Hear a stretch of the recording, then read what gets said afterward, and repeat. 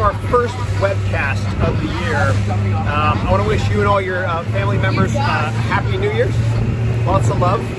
And please don't forget to write down your goals. And the past doesn't equal the future. And I want you to write down goals that are so audacious, so way out there that you grow into the person that can achieve those goals. There's two of my kids there, and another one there, and Christine. So document your goals. And I got to end with a quick quote from James Cameron, a great director. He said, "If you set your goals so high and you fail, love you, Matt, and you fail, you'll still succeed above everyone else's expectations." My name is Daniel, like Danny DeVito.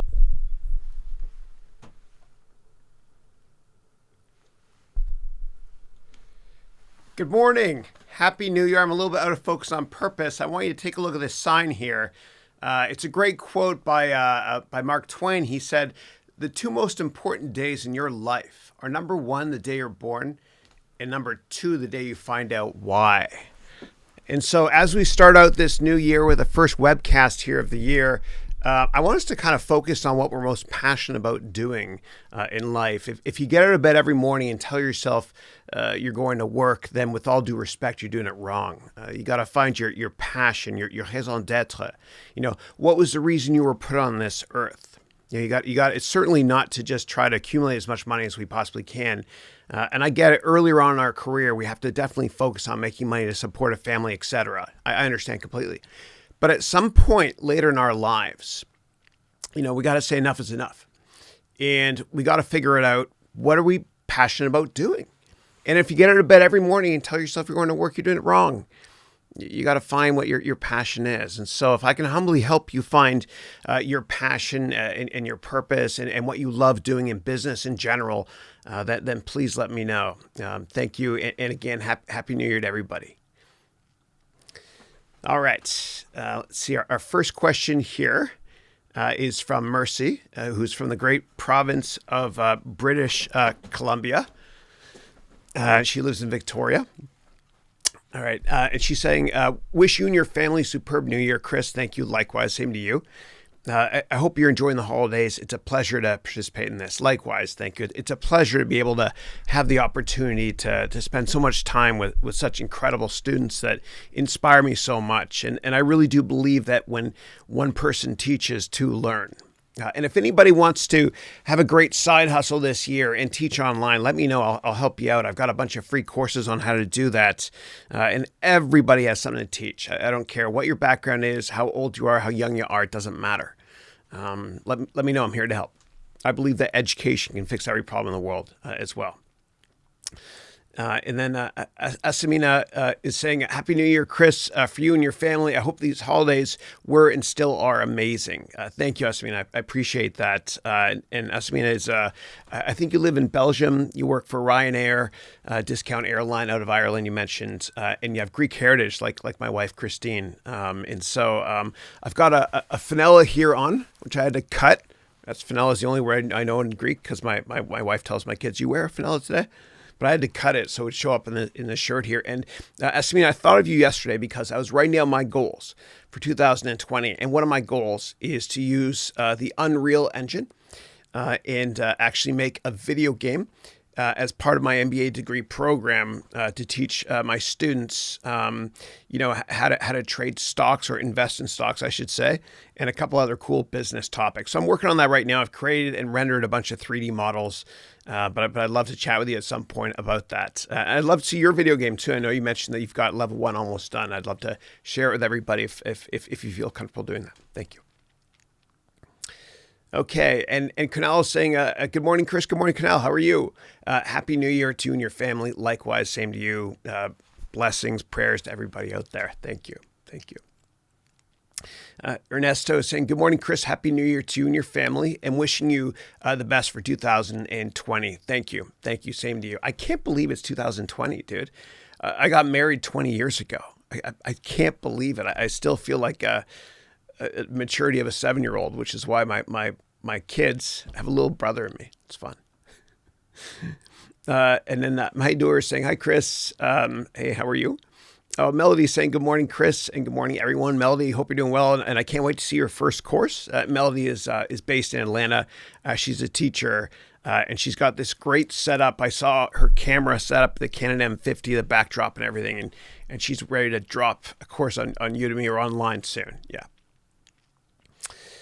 All right, and then Gangaram is saying Happy New Year to all. Same to you. And then you're saying, I'm new to this group and hoping to learn a lot. Excellent. Well, welcome. Well, I hope you can join us again, and you can ask me anything. You can ask me business questions, career questions, personal questions, whatever it takes. And if I don't answer your question properly, then put me on the spot, because I want to humbly help if I possibly can. And I answer the questions in the order in which I receive them. So if I miss your question, just paste it again. Thank you. All right. So first question, hold on one second. A bunch just came, sorry. All right, Happy New Year to you too, Property Search. And Property Search, his name is Andy. He lives in the East Coast United States, originally from India, right? I think, yeah, we spoke last week. So it's great to have you again. All right, Jose is saying Happy New Year 2020, Chris, and everyone as well. Likewise. And then Mahadir is saying, Chris, I need your recommendation badly. I'm here for you. And then let me see, what are you saying? And then you wrote, I'm going to complete your entire MBA course this month. Much excited. Okay, thank you. And I appreciate that. So I actually don't write recommendations unless I get to know my students really well. Meaning, if you're in my MBA degree program. And the reason is because I just feel like I get to know you better, and my recommendation will make more sense if I've had a lot of contact with you all. So it's got to be for people that are in the MBA degree program, that have completed the MBA degree program as well. Yeah. And by the way, for all of you in the MBA degree program, today is the last day to get your money back. There's a 30-day money back guarantee. We've only had one person out of 158 ask for their money back since we started on December 2nd. That was somebody that is having personal financial issues. So again, today is the very, very last day to get your money back. So yeah. And I'll repeat that message in the MBA student office hours coming up at 11:15 a.m. today. Thank you. Okay. Next up is Vipal, who's saying, Chris, Happy New Year to you and your family. Thank you. Likewise. Same to you. And Property Search is saying, hi, Chris, Happy New Year to you, and hope you had some good time off. I have a few questions. Excellent. I had a great time off. Thank you. And I did do some work on my vacation, and that's a testament to somebody enjoying their job. If while you're on vacation and there's a little bit of downtime, the kids are out at the pool or excursion, I did a little bit of work. It was fun. All right. And Vipul is saying, Happy New Year. Same to you too, dude. All right, Property Search has a question. Here we go. Cool. All right, hold on. All right, and the question is, how does the stock market return compared to real estate from investment returns in the long run? Yeah, so I think the stock market return is better. I mean, the average historical return annually is about 15%. And so I think it's a better investment. And property has done well, but it's a little bit different though, because when I mention the stock market, I mean the S&P 500 or global stocks as well, the MSCI indexes. When you talk about property, it all depends on where you're based. My dad used to tell me the three most important things about real estate investing are location, location, location. Sorry, England, like that. Yeah. So I think that it all depends. It all depends. But I like stocks better, although I do own a bunch of real estate as well. I like stocks better because they're liquid, meaning the stocks I invest in, mutual funds, etc. ETFs, I should say, not mutual funds, are I can get in or out of them quickly if I ever need to. And so you get kind of a liquidity trap when it comes to real estate. And because properties aren't traded as much as stocks are, the spread between the bid and the ask, meaning you want to sell it, you can sell here. You want to buy, you buy here, is quite wide. With stocks, because they're liquid, they trade like water, so to speak. That's what they say on Wall Street. The spread is smaller, okay, which means that you can sell it here, you can buy it here. And the more liquid a stock is, the more narrow that little spread is there, okay, the bid and the ask.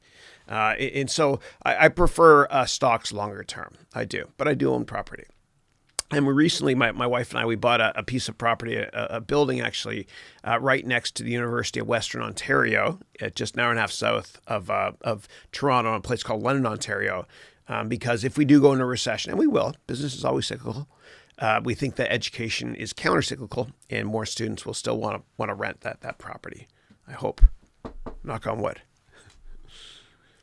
Okay. Next up, Kunal is saying, Chris, what place was that awesome intro trip in? Yeah, thank you. So that was actually in Cabo. And Cabo is it's Mexico. It's West Coast. It's about a 2-hour flight from here. It's great. It's really, really close. It's convenient. And we loved it. We absolutely loved it. And for the next couple of days, my vlogs are actually going to be from Cabo.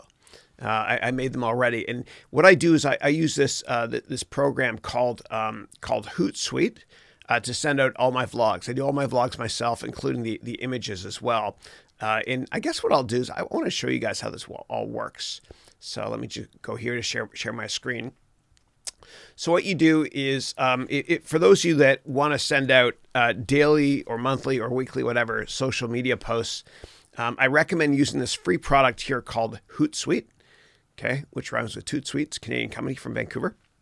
And what this will allow you to do is to send out vlogs or anything social media related to multiple sources. So this here is today's vlog. It's coming out soon. It's coming out at 9 a.m. Every day at 9 a.m. I do it. Make sure we're still recording here. Okay, good. And this one here, I was in a cave in Cabo, a little cave, very small. And I did this little vlog there. And then this one here I was just in this place called Lover's Beach. They say that this is Lover's Beach. When 2 people walk this way, 3 people come out. I don't know why. Maybe they found somebody. Who knows? But this one here is called Those Who Mind Don't Matter and Those Who Matter Don't Mind. So I hope you look forward to watching these 2 vlogs.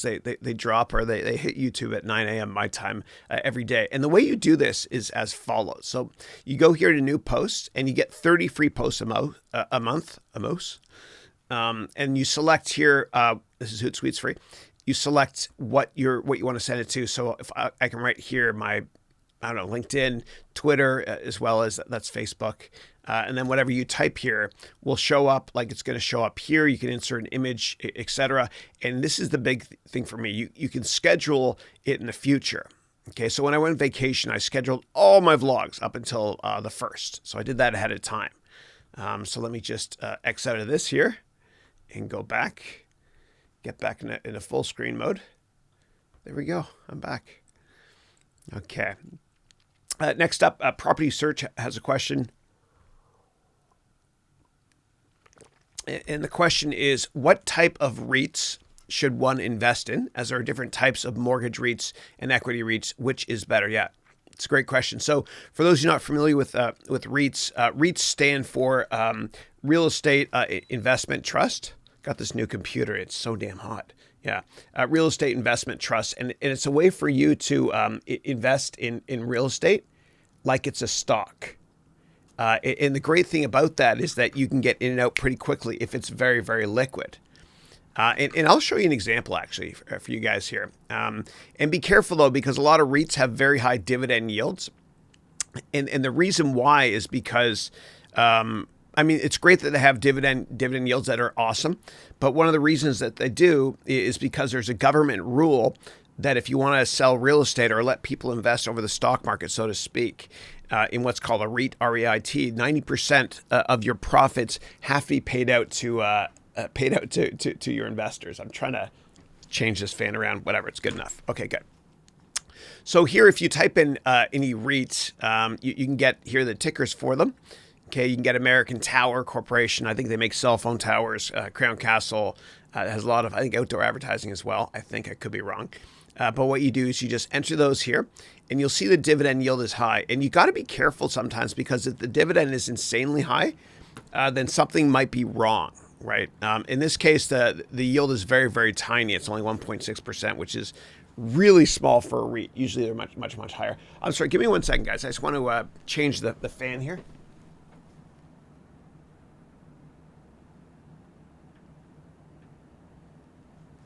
All right, fan's a little bit loud. It's being stubborn on me. whatever. It's okay. Anyway, so you go here, and if the REIT's ridiculously high, like over 20%, you want to do more research, and you want to basically check out to see, how their debt is priced in the market. If they have a lot of debt, make sure it's A grade or above, and not below that. And so when companies like Moody's and Standard & Poor's, when they look at rating debt, AAA means the best. It's intuitive. AA is good. A is pretty good. Anything below A is don't invest in it, please. And Moody's does that, and so does S&P. So what you want to do also, Andy, is you want to check out what the ratings are, if you can find ratings on their debt in general. And for me, I'm not an expert when it comes to real estate. I invest a lot in real estate, though. But what I would say is the most important thing to do is to diversify as much as you possibly can. Okay.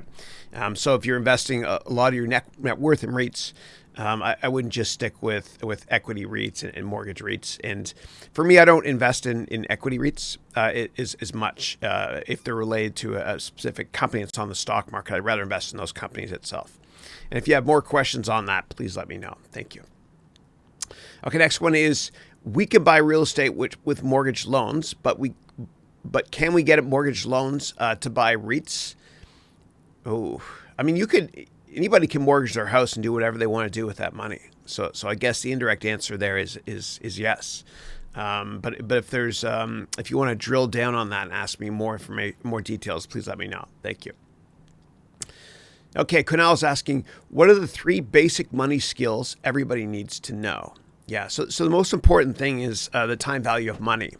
So if you, and I'm going to show you how this works using Microsoft Excel. So once you understand the time value of money principles, you're going to end up spending a lot less money in your life. You will. And if you guys, my kids bought iPhones a while ago, actually, and I made them actually save money by selling stuff on eBay, which they bought from AliExpress. It's called arbitrage. If you're curious on that, I can go there as well if you want me to. All right, but let's go and create a new worksheet. And what I'll do is make sure we're recording here. Good. I'm going to show you the time value of money. Make this a bit bigger as well. Okay, so right now it's 2020. 2021 is next year, 2022. I won't type all those years, I promise. But if we go here, and then we drag over here, okay, to 2000 and, let's go way over here, whatever, 2041, okay. So let's say I'll put here, money you have. I'll make it bigger because some of you are watching on mobile. And then over here, I'll write interest rates. Now, interest rates are artificially low today. Usually they're much higher. Okay, so let's say you have $100 right now, okay? And let's say the interest rate is 9%, 0.09. That's how you write it, 0.09. Okay, good. What I'm going to do is I'm going to show you how important the time value of money is, and then I'm going to show you the inverse of time value of money. So I'm going to show you future value now, and then I'm going to show you present value, and this will make much more sense in a second.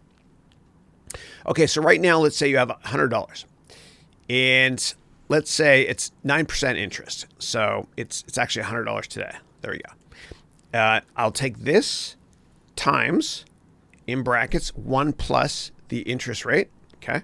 And what I'll do is I'm going to make this, hold on, I'm going to change something so that everyone that already knows how to do this learns something new. So up here in the corner, what I'm going to do is I'm going to type in interest rate. Okay. And then here, I'm going to type money I have now. Okay, good. So what I'm going to do now is here, I'm going to say equals money, I have now, okay, in brackets times 1 plus the interest rate, right? Here it is, interest rates. So I just taught Excel English. Right, it's a better way to do it. It's so fun too. I love it. So, and they're color coded, as you can see. So now I'm going to hit enter. Oops. Okay. Times 1 plus the interest rate. It's a problem doing these live casts. Okay. Can you believe I'm teaching finance? Like, what the hell? All right. So if we have $100 today, then in a year, and actually that's going to be for next year. Hold on. Hold on. There we go. Okay. So I'm going to take that. Yeah. So it's from there. Okay, good. Now we're going to do the same thing, and I'm going to show you compound interest. So now what we're going to do is I'm going to go this times 1 plus the interest rate. See that drop down there? Good. All right. Double click. See it's there. Great. And what I'm going to do is I'm going to drag that all the way over, and you're going to love the time value of money approach, and you're going to probably spend less money on coffee and everything going forward after this exercise. So now what I'm going to do is I'm going to drag that all the way over. A little too small there. Here we go. I can drag that all the way over 2041. Okay. All right, hold on. Chris is certainly not having a good day here. 1 plus. Hold on, guys. Okay. I'm going to go 1 plus, and I'm going to take that, and then I'm going to hashtag that. Hold on. So equals B13. Okay, so I'm going to type here. B. And for all you MBA students, remember, today's the last day to get your money back. And you might want to get your money back after this exercise. Okay, so this is going to be A20. Hold on. Okay, good. It worked. All right, now let's drag this all the way over here. Good. Okay, so all we're doing is we're multiplying, and I'll make this bigger, the previous year times 1 plus the interest rate. Okay, so let me make this bigger. Here's the interest rate, 9%. Okay, money you have. And then 2021, that's just 9% times $100. This year is 9% times $109. This here is 9% times $119, yada, yada, yada, all the way over here. Look at that. Okay. So now you have $611, okay, in 2041. So that's the time value of money. That's the most important principle in business, okay, when it comes to finance, I should say. So $100 today at 9% interest per year is going to be worth 6 times as much by 2041. That's a big deal, dude. That's a big deal. And if the interest rate was higher, and you can play around with this as well, you can make it, 20%. Obviously, it's going to be much, much higher. Look at that. $4,600. You put $100 in the bank today at an annual return of 20%, which is tough to get, I get. You'll have $4,600 in the future. Amazing, eh? Now, that's the future value money. The present value money is the opposite of that. If you have $4,641 in the year 2041, and you want to know what that is in today's terms, meaning in 2020, at a 9% interest rate, then it's $100. That's just the opposite. And people that have problems understanding the present value money just think the future value money reversed. Okay, so that's the most important concept that you can learn when it comes to finance. Okay, and obviously there's a lot more fun stuff we can talk about as well. Let me just go back here and read the next part of your question. Okay, the next one is money skills. I don't know why Siri goes on every now and then. It's kind of annoying. Okay. So the next one is when it comes to money skills is just thinking longer term. Always be long-term focused. And I know it goes hand in hand with the future value of money concept I just showed you, but it's a more qualitative metric I want to talk about in general as well, which is you got to ask yourself before you invest in any stock or any company, in 5 years, is this company going to be more relevant or less relevant than it is today? And then, of course, you do all your due diligence and your research, which I teach in a lot of detail in my finance courses. But just be long-term focused. And Warren Buffett said that the longer the view, the wiser the intention. And he's the epitome for thinking long-term. He's brilliant and he's successful because of that. And Warren Buffett never invests in a stock, or actually when Warren Buffett invests in a stock, he assumes the stock market might be closed for 10 years after he buys a stock. Obviously, it won't be closed for 10 years, but he doesn't care. That's just how long-term focused he is. Okay, and now you asked for a third one. I would say that the third basic money skill in general is to understand accounting and finance and not memorize it. Because if you memorize it, you'll never really be good at it. You'll never really be able to make a lot of money. And you'll never really be able to manage your own personal finances. I want you to understand how things work in finance. For example, a balance sheet is called a balance sheet because it's a scale. And on one side, you have things you own.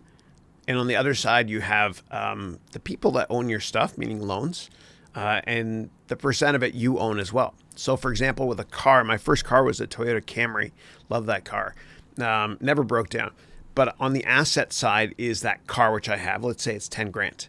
Okay, so the balance sheet, which tells you what you own and what you owe, is way out of whack. Okay, so it's 10 grand for the car. Well, who owns that? Well, I own half of it. I own 5,000 of it.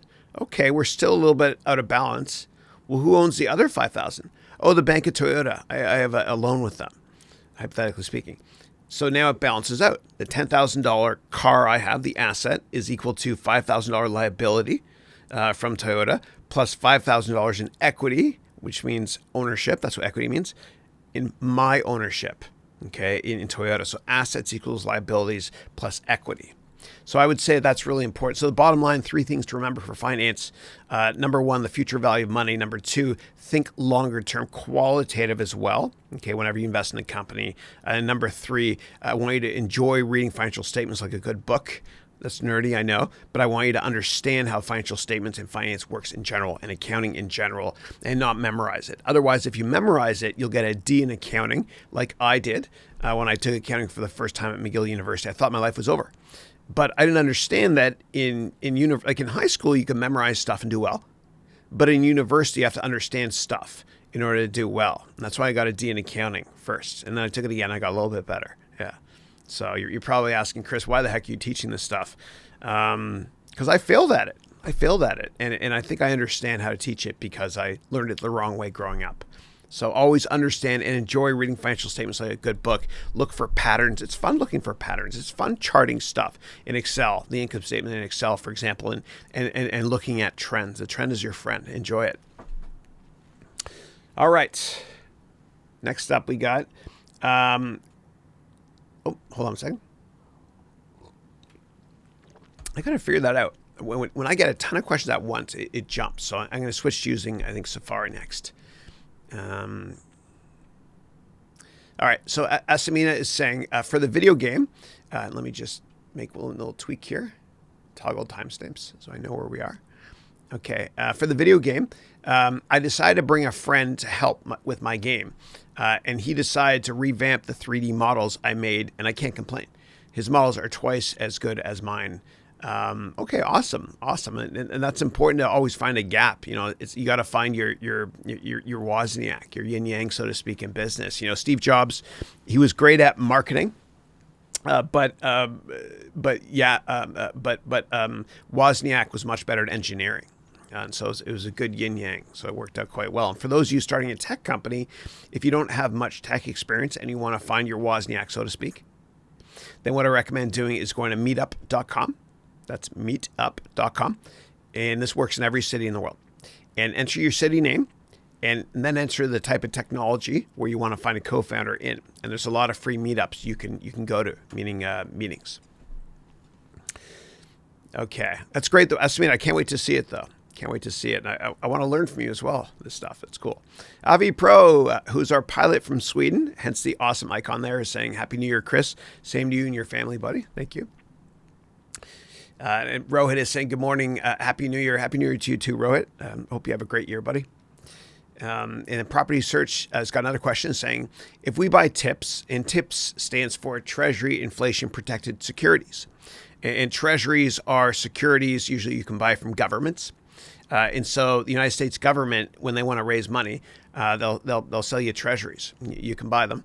And then what they do is, obviously there's an interest rate on it, but there's another instrument called Treasury Inflation Protected Security, which means that if inflation, meaning the price of everything, goes up, then those treasuries go up just as much, which is a good deal. It's a good deal. Yeah. So the question is, if we buy TIPS instead of cash to address inflation, then when we sell TIPS back to cash, do we pay taxes on it? Yes. Yeah, you pay taxes on, absolutely. Now, if you want to invest in government securities but don't want to pay tax, and every country is different, but you can look into buying municipal bonds, okay, which are kind of like treasuries, but from, municipal government, like a city, town, village, et cetera, whatever. And usually, not all cases, but usually you got to look into this. When you buy munis, which is short form for municipal bonds, you don't pay taxes on it. Okay, but again, read the fine print to make sure that's the case. And municipal bonds, like, people think that if I invest in a city, in America, for example, it's a low risk investment. That's not true. The lowest risk investment is investing in the U.S. government, buying treasuries or bonds U.S. government issues. Higher risk investments can be sometimes investing in municipal bonds. So, for example, Orange County, which is a very affluent neighborhood close to Los Angeles. And for those of you that watch that TV show, The OC, that's where it's based. That town, city or village or town, I should say, went bankrupt. You got to be careful when it comes to bonds that they're municipal based, but look into it because a lot of them are tax free as well. Next question is, mutual funds allow for automatic contributions, but ETFs don't provide that options. What are the reasons for that? So I think there's probably a way to have automatic contributions to ETFs. All you got to do is call up Vanguard. Okay, do a search. It's the best ETF company on the planet. The fees are low. Don't buy mutual funds, anybody. Okay, because the fees are 3 or 4% per year or higher. And the problem is that 90% of them underperform ETFs, which are exchange traded funds. So I would, Andy, I would call Vanguard and then call Schwab, which is another great ETF company. They do other stuff as well, of course. Talk to Chuck and find out if they have automatic withdrawal thing from your bank account. I mean, it's pretty simplistic. I'm sure that they can do that for you. You can also talk to your bank to see if there's a brokerage firm that they partner with that can do automatic withdrawals as well to go into your 401k or other investment accounts you have. Yeah, or retirement savings accounts as well. Or educational savings accounts, ESA. And for those of you that have kids, I don't care how young your kids are, you can start saving now. And most countries have retirement savings programs, meaning you can put your money into a special tax shelter and it can grow tax-free. You don't pay taxes on it until you take the money out. That's a big deal. A lot of countries also have educational savings accounts or programs so that you can do the exact same thing with your kids. So when your kids are 18 or 20 or whatever it is, if they decide to go to university, they can take that money out cash free. So look for that. Whatever country you're in, do a search for retirement savings program and then your company name. Also do a separate search for educational savings programs in your country name. Okay, and then maybe the word tax free as well. Look into that. Yeah. All right. Next up is, if I look at the total stock market mutual fund and a total stock market ETF, then performance returns is similar. And so why do you recommend buying ETFs? Because of fees. So ETF, let me show you an example of this. Okay. So let's go over here to, I'm going to do any ETF. Okay. So I'm going to pick the Qs, which is what traders call it, which basically means investing in tech stocks. And if we go here over to profile, you can see that the annual fee is only 0.2%. That's incredibly low to invest in tech stocks. So whatever mutual fund you're investing in, I promise you the fees are a couple percent at a minimum and sometimes higher because what happens is these companies will bill you for other stuff and they'll also be able to buy and sell all year long and pay higher taxes, because if you hold something for less than a year in most countries, you pay higher taxes on that. And these mutual fund managers don't care if they don't care. I mean, they're not bad people, but they just don't care what your tax mandate is. And so if you buy and sell and make a profit within a year, you pay higher taxes than if you hold it for longer than a year, because governments almost universally, globally, they want to reward you for being patient. And so usually the taxes are much higher as well when you get that K1 or whatever form it might be for you when it comes to time to paying taxes. So check out also what the fee is, obviously, on the mutual fund, and read the fine print. They disclose all the risks. And if you don't understand something, call the company and talk to customer service. And a lot of times when I go through those, all the disclosures, a lot of legalese, it's hard for me to understand. And so I'll ask the customer service rep the question a couple different ways. And then what I'll do is I'll say, do you mind if I repeat it back to you the way I think it should work or the way I think it works? And I'll repeat it back to them. And they'll say yes or no, that makes sense. Or they'll hedge themselves if they're not sure. And that call is usually recorded, so that they're usually pretty good with detail there. Yeah. All right. Let's try this camera angle. Okay. All right. Next up, We've got Marciano saying, "Hi, Chris. Happy New Year. Hope you have a fruitful 2020." Same with you. Thank you. Thank you. Okay, and next up is Rohit, who's saying, pardon me, I understand now that an MBA, pardon me, one second, guys.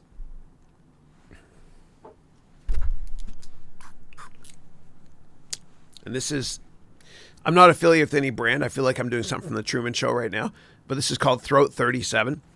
If you're giving a presentation and your voice goes, whatever, just have this handy. It helps.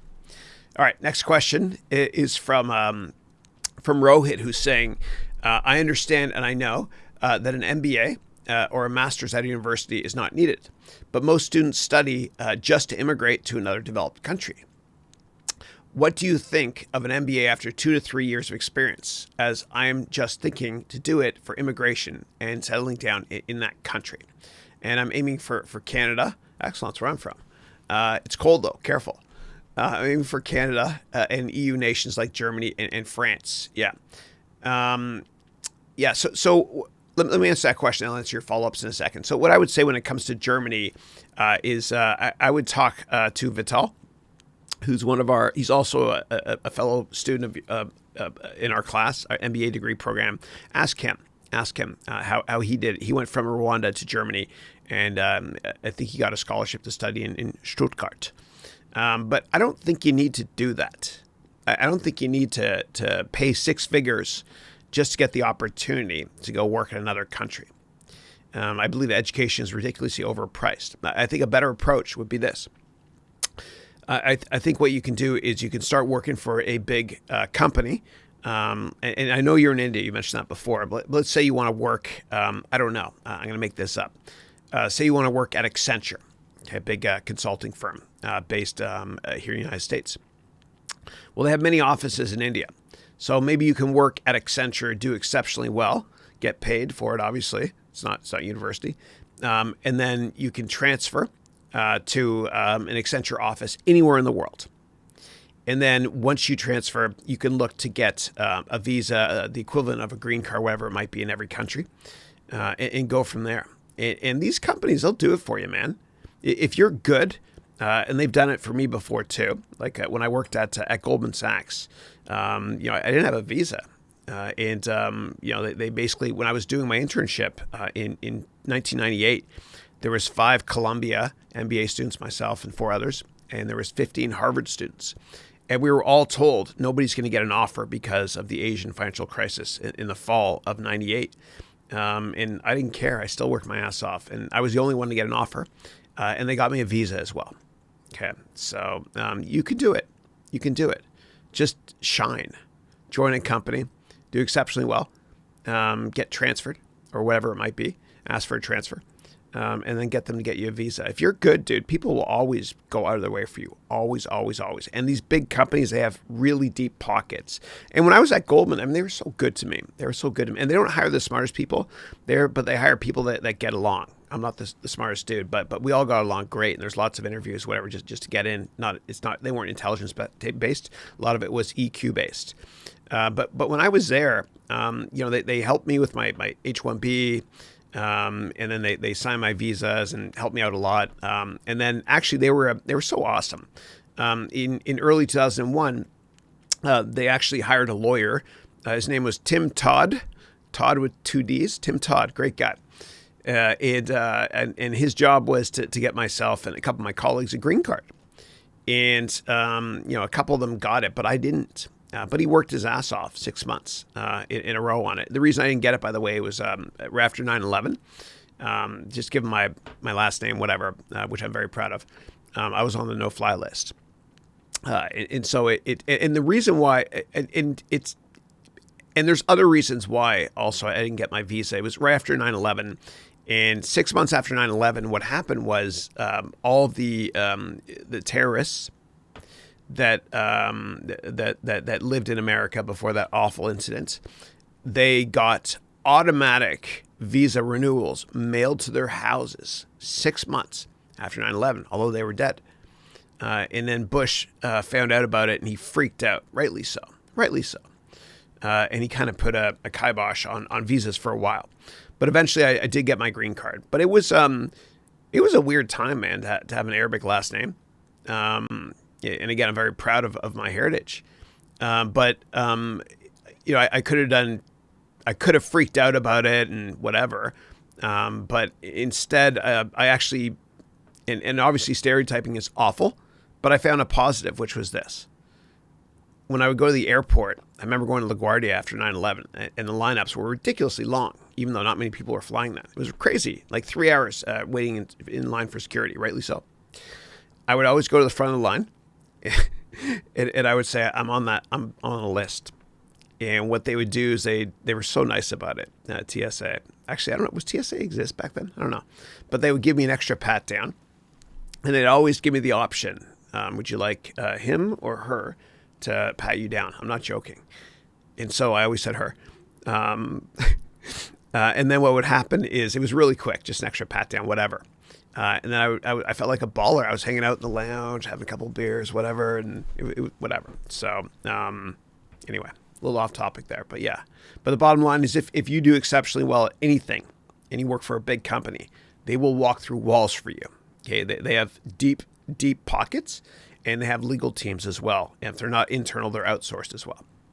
And what you got to do, Rohit, also is you got to network a lot as well. So up there on the shelf, that's my networking book, a little bit out of focus. Maybe if I could autofocus, it'll go in focus. Hold on.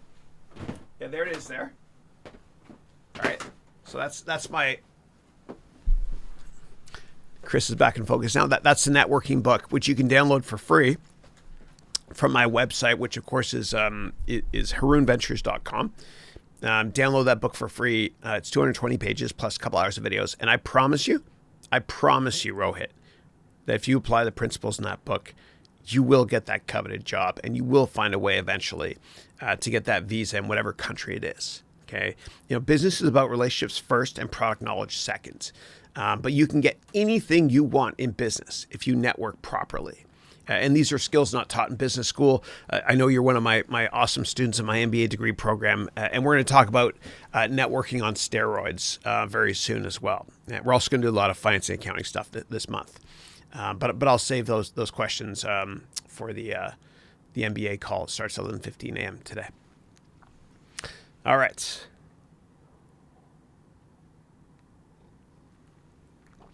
All right. Next one is Rohit is saying also, what do you think of the MIM, the Secret Life of MIM? What do you think of the MIM, which is Masters in Management programs as compared to MBA, again, just for settling into that country? Yeah.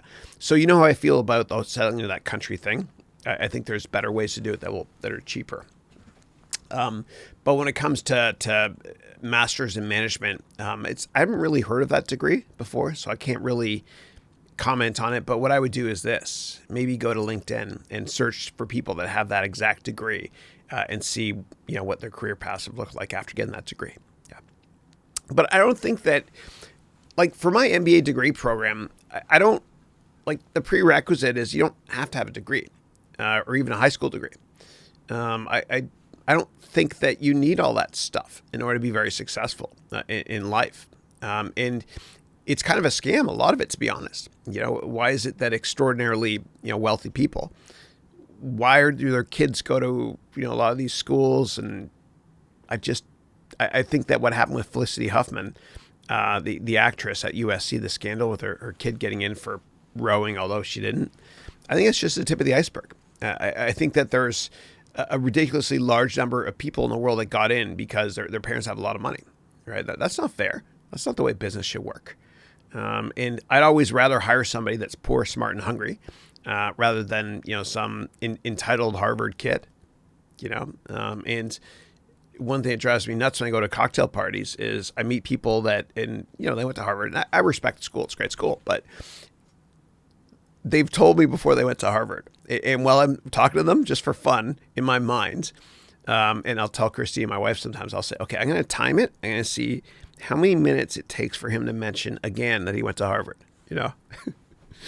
although I'm sure he didn't earn it because his parents all went there and stuff. Anyway, sorry, a little bit off track there, but I don't think you need an education from a great university to get what you want in life. I think it all comes down to networking. You want more proof? Sir Richard Branson, Bill Gates, Steve Jobs, these people didn't have degrees. It all comes down to networking. Relationships are always more important than product knowledge. And there's so many success stories of people that started in the mailroom that went on to become CEOs. There's a former CEO of Cosmopolitan magazine. Another example is David Geffen. Another example is Simon Cowell from American Idol. Another example is Sidney Weinberg, who was once the CEO of Goldman Sachs. Yes, he started in the mailroom. Also, the former president of ESPN, Dick Grasso as well, who's the former CEO and chairman of the New York Stock Exchange. So why is it all these people get from the mailroom to the corner office, almost all of them without degrees? Because they know how to network. The mail dude. The mail dude might stop by your I don't know, your cube or your office, whatever, in the morning and saying top of the morning to you. Did you see the Blue Jays beat the Yankees again? Which always happens. But they're friendly and they're affable, and they network that way. They're just social, and that's why a lot of in almost every situation when I used to teach in universities during the evenings, my students with the top grades would never get the best jobs or be the most successful. It was the ones that, were kind of social. They went out and partied, and they got their stuff done as well. They didn't get the best grades, but, getting the best grades does not guarantee success in life.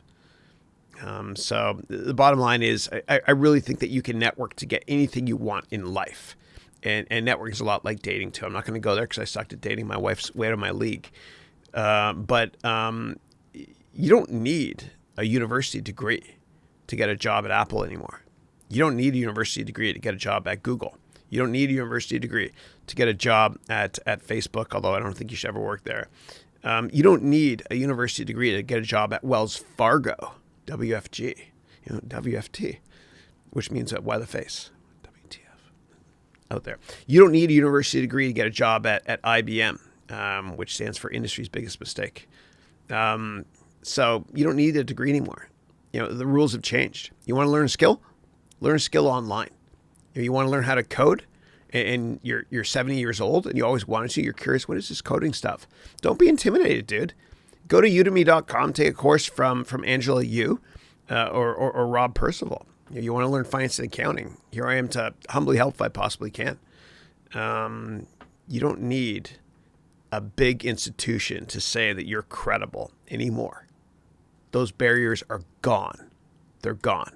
All you need to do is have a lot of heart and be willing to fail a lot by networking a lot. It's kind of like if I told you that if you were to set up 20 informational meetings with strangers using LinkedIn, using the methodologies I teach you in class. If you were to do that, then I would guarantee you get your dream job. Would you do it? Of course you would. But people don't do it for some reason. I don't know. People are inherently lazy or they're just too stubborn to think that the world works a different way. And what would happen with me is every year at my when I used to teach during the evenings at MBA school or undergrad business, the first class I would always ask, if I told all of you that if you did 10 informational meetings over the next 10 weeks that you would get your job of your dreams, would you do it? All 70 hands would go up.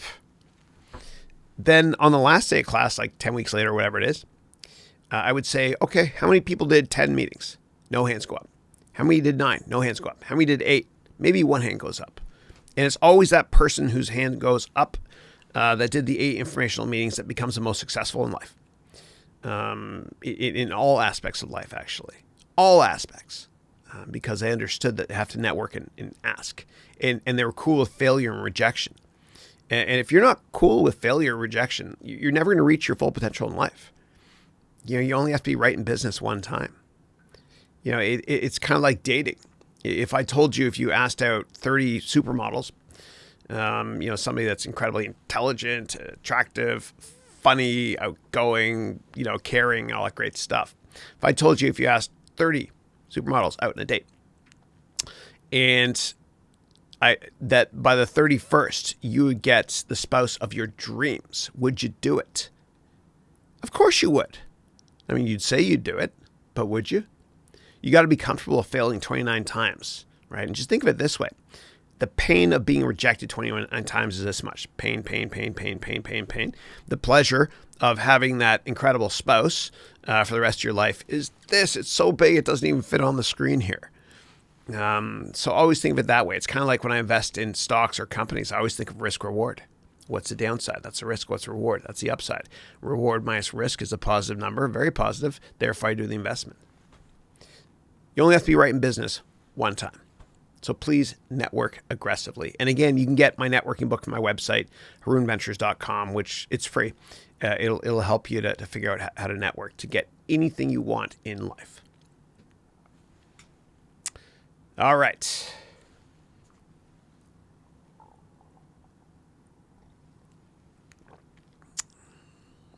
Oh, and then Rohit is saying, thanks for recommending that Mandalorian. It's a great show. It's really good. Yeah, it's great. It's great. And for those who haven't watched it, it's on Disney Plus. It's worth getting. I think it's awesome. And the Mandalorian is about this. Oh, Rohit, I didn't know this. I know you love trivia.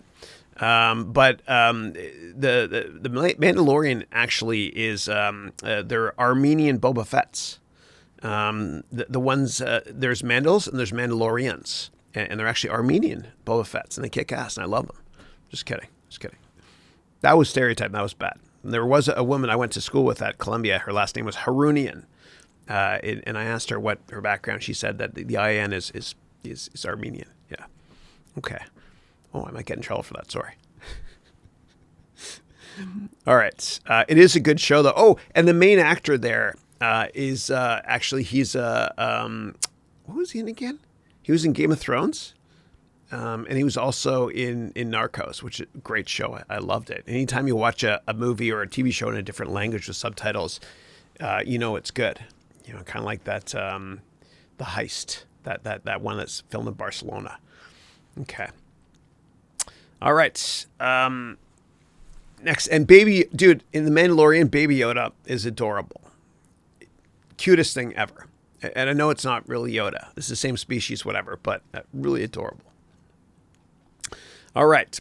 Next up, Kunal is saying, which book would you like to recommend for the rest of your life if all the books in the world were gone, hypothetically, one day? Yeah. So, I mean, for me, it's you know, I'm Christian, so you know what book I'd suggest. But and by the way, the Old Testament is the same thing in many modern religions, and it's the basis for our legal code as well. But I guess aside from that, books within the past 1900 years. Let me think about that. Oh, Dale Carnegie, How to Win Friends and Influence People. That's a great book. It's a must read. You got to read it. And without Dale Carnegie, all these amazing superstars like Tony Robbins, etc., I don't think they'd be as successful as they are today. So check it out. How to Win Friends and Influence People. If you don't have time to sit down and read, which I don't anymore, then get the Audible version from audible.com. And you can get my book there, actually, 101 Crucial Lessons. It's up there. If you want to hear my monotone voice put you to sleep. But that's what I would do. Yeah, I would get that book. I think you'll enjoy it. And then the next one here is, I just finished reading an awesome book called Fahrenheit 451, where books are banned and burned. If found, anyone caught with a book is prison for life. Wow. That's interesting. It sounds science fiction-ish. And I love science fiction movies. Absolutely love them. Interesting. I'll check it out. Thanks. That sounds like something they'd make into a movie as well. Yeah. Interesting. And by the way, a lot of movies influence what tech companies are formed 10 years later, or products are cool 10 years later. And I call those dreampreneurs. And I've written a lot about this online in various publications. But dreampreneurs are people that are directors, producers, writers of movies. And they create really cool technology in the movies that we think is so cool, but it doesn't exist, but it has to exist one day. And that's in Southern California, where Hollywood is. And then in Northern California, where the San Francisco Bay Area is, they try to turn the dreampreneurs' ideas of tech products into reality. And it's happened on so many different examples, many different examples. Watch Minority Report, that brilliant movie from 2002, Steven Spielberg. And when they wipe screens and whatnot, that's kind of like Apple AirPlay, and they use that also in Avatar. And anyway, so check that out. Check out that movie if you're curious about user design, graphical user design, Minority Report. But the movie that's had the most impact over the past 5 or 6 years is the movie Her, with Scarlett Johansson and Joaquin Phoenix. I can never say his first name, because voice is the quintessential operating system. You don't have to see, feel, or touch the operating system. It's kind of around you, whatever. And that's what that movie Her did, which is a little bit out there, but I think that ScarJo did a great job. All right. Next up.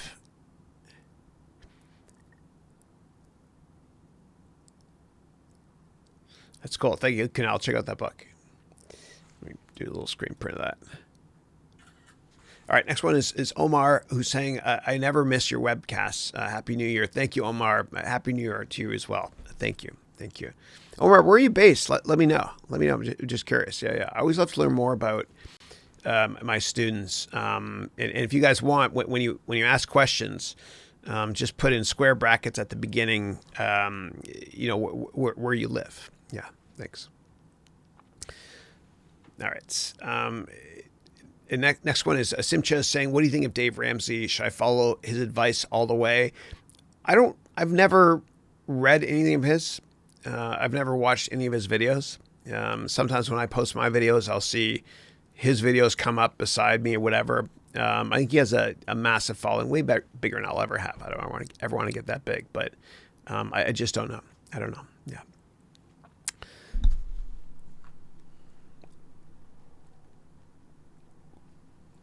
And Rohit is saying, what do you do when you feel low and gloomy? Yeah. So first thing I do is I exercise. Because when you exercise, you're releasing serotonin, which makes you happy, and you're releasing endorphins as well. And I've never heard anybody on the planet say the following sentence after they left the gym. Gosh, I wish I didn't work out today. Said nobody ever. You get a natural high. And for those of you with kids that are teenagers and you're worried they might be going down the wrong path, but you're not sure yet, I recommend, if you can, building a gym in your garage. I did that recently. I bought it off Amazon. Anyway, I'm not going to go into too much detail there. But I think that the exercise fixes many problems. And when I'm feeling gloomy, I'll exercise, or I'll go for a walk. Or I'll change my environment as well. You set the soundtrack to your own life. So what I'll do is I'll turn on music from Hans Zimmer, and for anybody on the call from Germany, thank you for Hans Zimmer. I listen to all his stuff, puts me in a good mood. I'll listen to Enya sometimes as well. I don't know. There's certain soundtracks I love, and I made my own mixes as well. I was going to say mixtape, but nobody under 40 would understand that. Like for example, the soundtrack for the movie The Truman Show. There's this one gorgeous piece of sonic architecture, which is the piano, the main theme. Oh God, it's amazing. I'll listen to that as well. It just gives me chills. Getting chills now just thinking about it. So you set the soundtrack for your life. That might get you in a more upbeat mood as well. Or combine both of them. Listen to music while you go to the gym or while you go on a walk. So I recommend that. And a lot of times it could be diet as well. Maybe you're not eating the right things. Maybe the meals that you eat are too big and you feel kind of bloated after each meal.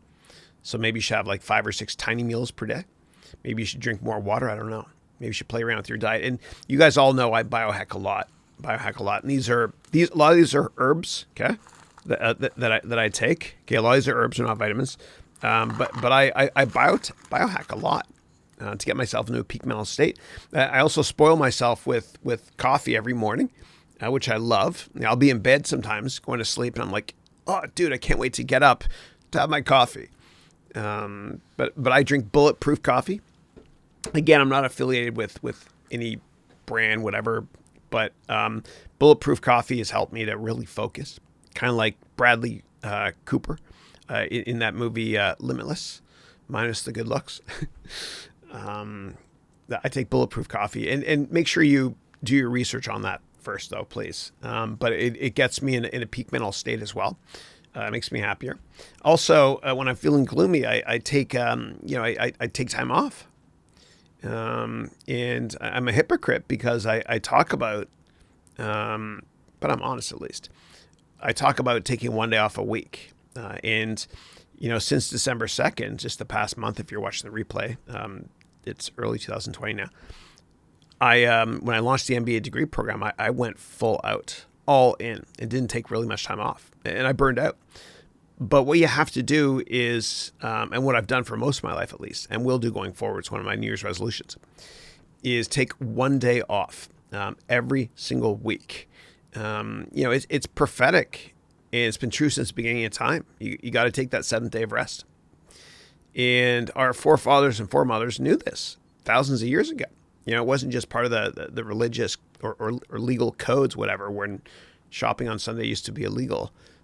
It's true. It's a scientific fact and a spiritual fact that you need to take off at least one day a week. It's a great investment in yourself. Great investment in yourself. Otherwise, you'll burn out. And there's great examples of people that basically said, "Screw you! I'm not going to work one day on that one day per week. I'm just going to do what I want to do. And I don't care what the repercussions are." Sandy Koufax. He might arguably be the best pitcher of all time. He and Bob Gibson, not sure. But Sandy Koufax, he used to take the Sabbath day off. Every week, one day off. He just wouldn't pitch. The same thing with B&H, which is the best place on the planet to buy camera equipment. It's based in New York. And on Fridays, at sundown, you're not allowed to enter orders, even online. Right? But they're so damn good. It doesn't matter. They're market leaders. I'd rather buy from them than from Amazon any day. And they match prices with Amazon as well. They have much, much better customer service. So, I think Koufax is correct. You got to take that one day off per week or you're going to burn out. And I was watching this program on National Geographic years ago. And it was a gazelle being chased by a lion. And they somehow scientifically monitored the gazelle. And the gazelle actually, when it was being chased by the lion, it was worried about survival, obviously. And so its heart was pumping very, very fast as it was running. And as it was running, the heart and the body, the cardiovascular system, entire body anatomy was focused on survival. And so it shut down everything else that didn't matter at that point in time to the body, right? Like it shut down like the reproductive facilities. As well as the immunity systems shut down.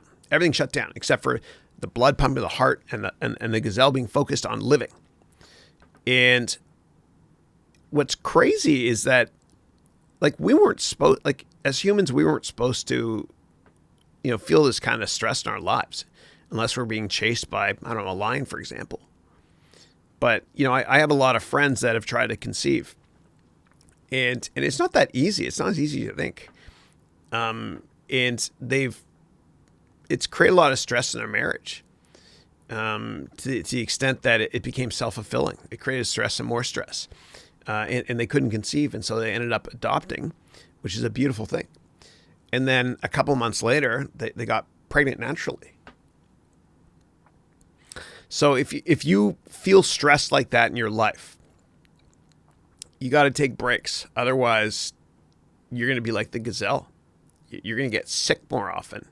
And just life is not going to work out that well for you. So, you got to make sure you take your breaks, change the soundtrack of your life, which means listen to music that inspires you, exercise a lot, take that walk, and just understand that if you treat this well, this will work a lot better. This will get rewarded if you treat this well. It always does. All right. Now you guys got to bear with me for a second. I'm going to try to turn off this air conditioning for a second. Oh, it worked. Great. Okay, good. All right. Next up, how are we doing on time? I never check the time, but wow, it's 9:05. Okay, cool. All right. Next, and I keep getting these alerts. Give me 1 second, guys. Hold on. I got cameras everywhere, but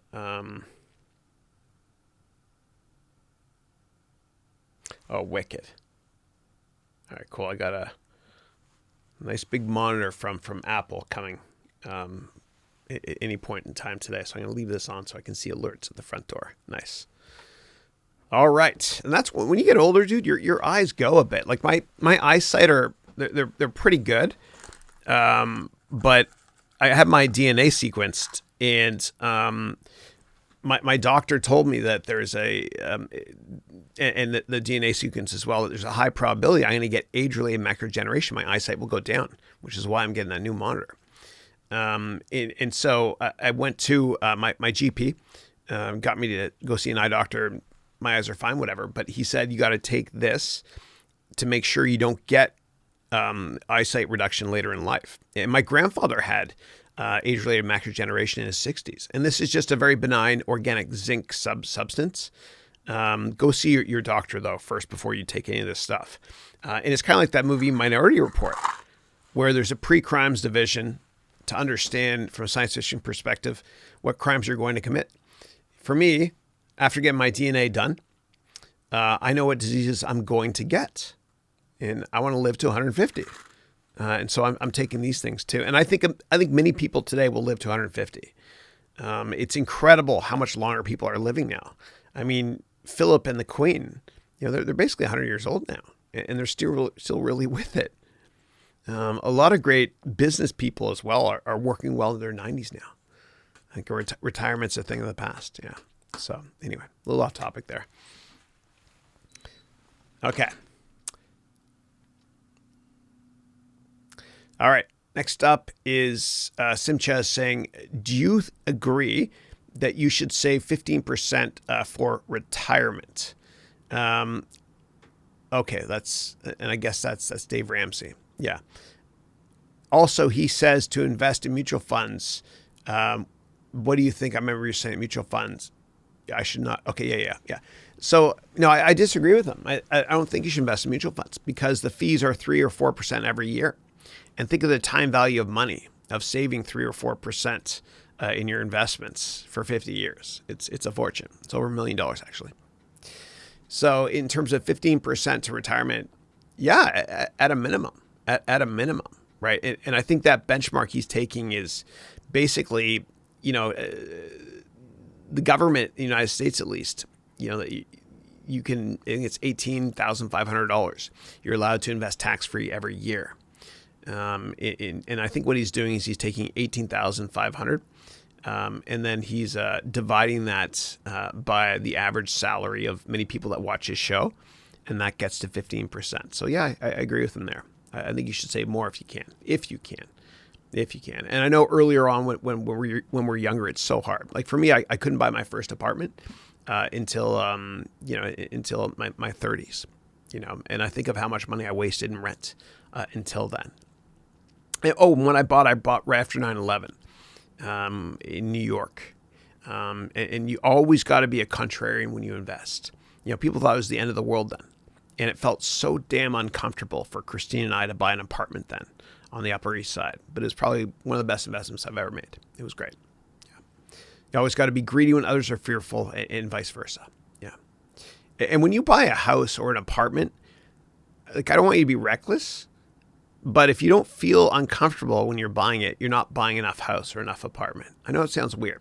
I don't want you to overextend yourself. But it's kind of like when you buy a computer and you're like, God, a year goes by and you're like, God, I wish I paid the extra $50 to get more storage. Damn it. That's what it feels like with a house or an apartment. God, I wish I paid just a little bit more to get that extra bedroom. Yeah. So, and buying a house or an apartment is the best investment you'll ever make.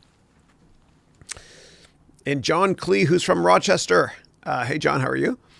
He said, do you know the best database for a retail company or best databases for a company in general? Yeah, I just use, and you can go to Yahoo Finance and look up any company. You mentioned retail. Let's do that together. Let's look at Lululemon together. So let's go here to Yahoo Finance. That was the first one that popped in my mind. Lulu. All right, so here's Lululemon. And this is free. It's just finance.yahoo.com. And here in this database, so to speak, or repository of data, You can see who the executives are. Okay. You can see a description of the company, a little bit of corporate governance stuff as well, where they're based in Vancouver, close to beautiful Stanley Park. And then you can also, find out an analysis on the company, look at the valuation metrics, options if you care about that, who owns the stock, who are the big shareholders. This here is Fidelity. Okay, this is Vanguard, which is an ETF. Mutual fund, ETF. Mutual fund, ETF. Mutual fund, custodial service / ETF. Mutual fund, big mutual fund, massive mutual fund actually, mutual fund. So you can find out who the holders are. These are the top institutional holders, and here they break it down. And FMR that's Fidelity as well. Yeah. Okay, good. And that. Yeah. Okay. So you can learn a lot about the company by going here. Make sure we're still recording. Good. This is a great free database to use. And what I would also recommend on this retail company and all retail companies, for example, is to go to sec.gov, which is the Securities and Exchange Commission, United States government body. And then you can search here on company filings. And so in this hypothetical example on Lululemon, hit enter. And then here you can read the annual reports, which is called a 10K, the quarterly reports, which is called a 10Q, 8K, which are press releases. So here's the annual report. Click here, and you can read this document. And when you read through the document here, you make sure that you search for the word Control F or Command F, whatever, the word risks. And there's 57 matches up here. See here, just go through all of them. Read all the risks. Make sure you understand all the risks. We live in a very litigious society, which is often a bad thing, but a good thing if you're an investor because all the risks are listed here. 57 instances. Read them all. That's a great way to do due diligence. Yeah. All right. And you can also go to that company's website and access all their investor relations stuff if they have it available. Yeah.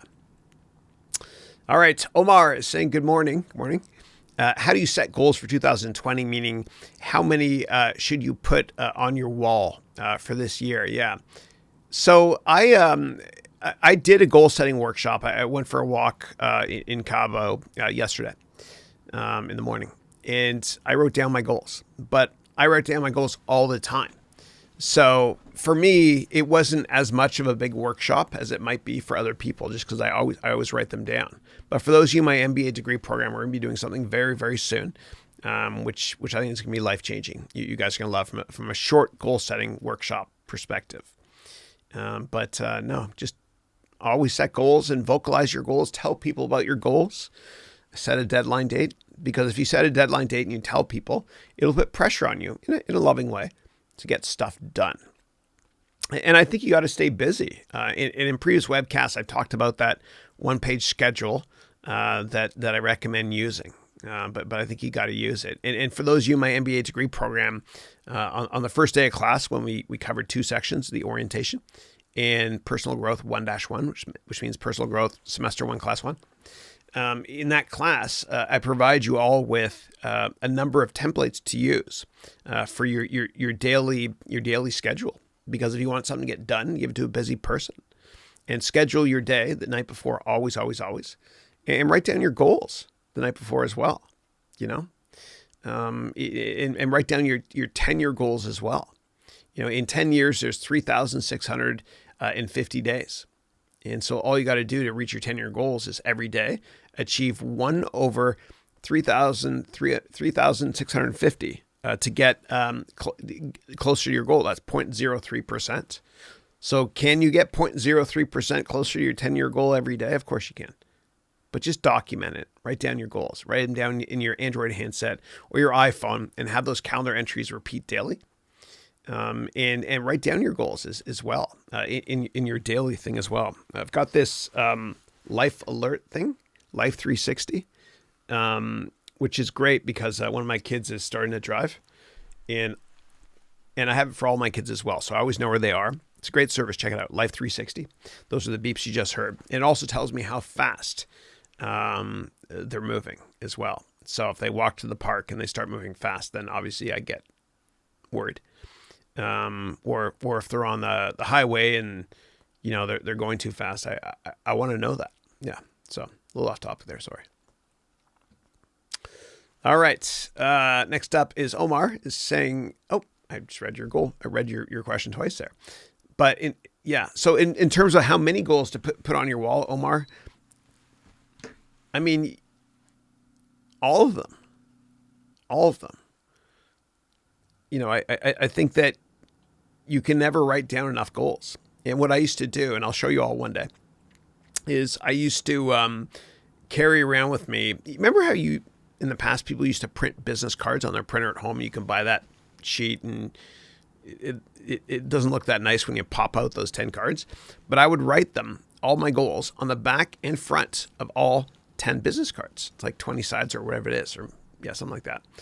And what I would do is I put that in my wallet when I used to carry a wallet, and I still have those.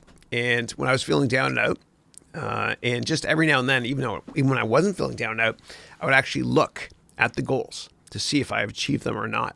And I did this, about 20 years ago. And I'd always update my goals every couple months or whatever year or whatever it was then. And I've achieved all of them except for one. Yeah. And the one I haven't achieved is getting a black belt in karate, because I got into a car accident. My back's fine, but whatever. But I will get my black belt one day. But I'm a mean orange belt. Okay. And Mark 18 saying, hey, Chris, Happy New Year. Happy New Year to you as well, Mark. And happy holidays and all that great stuff to everybody. Okay. And this is right where it jumped. It jumped again. So what I'm going to do is I'm going to do a search for Control F, Mark 18. There we go. I found you. Welcome back. Rohit is saying, any tips on avoiding gaming or TV show addiction? Is scheduling enough, or are there other techniques to avoid and curb addictions? Yeah. So what I would do is I always multitask. I love to work smarter and harder at the same time. But like when I watch television, a lot of times I'll do it on my elliptical trainer. And I'm currently watching the very last episode of The House of Windsor on Netflix. Fascinating stuff. And Rohit, I know from previous calls that you love historical films and monarchies and all that stuff. And I think your book you mentioned you were writing about is what we can learn from past monarchies in business, which I'm looking forward to reading in 2020. Looking forward to reading all your books in 2020.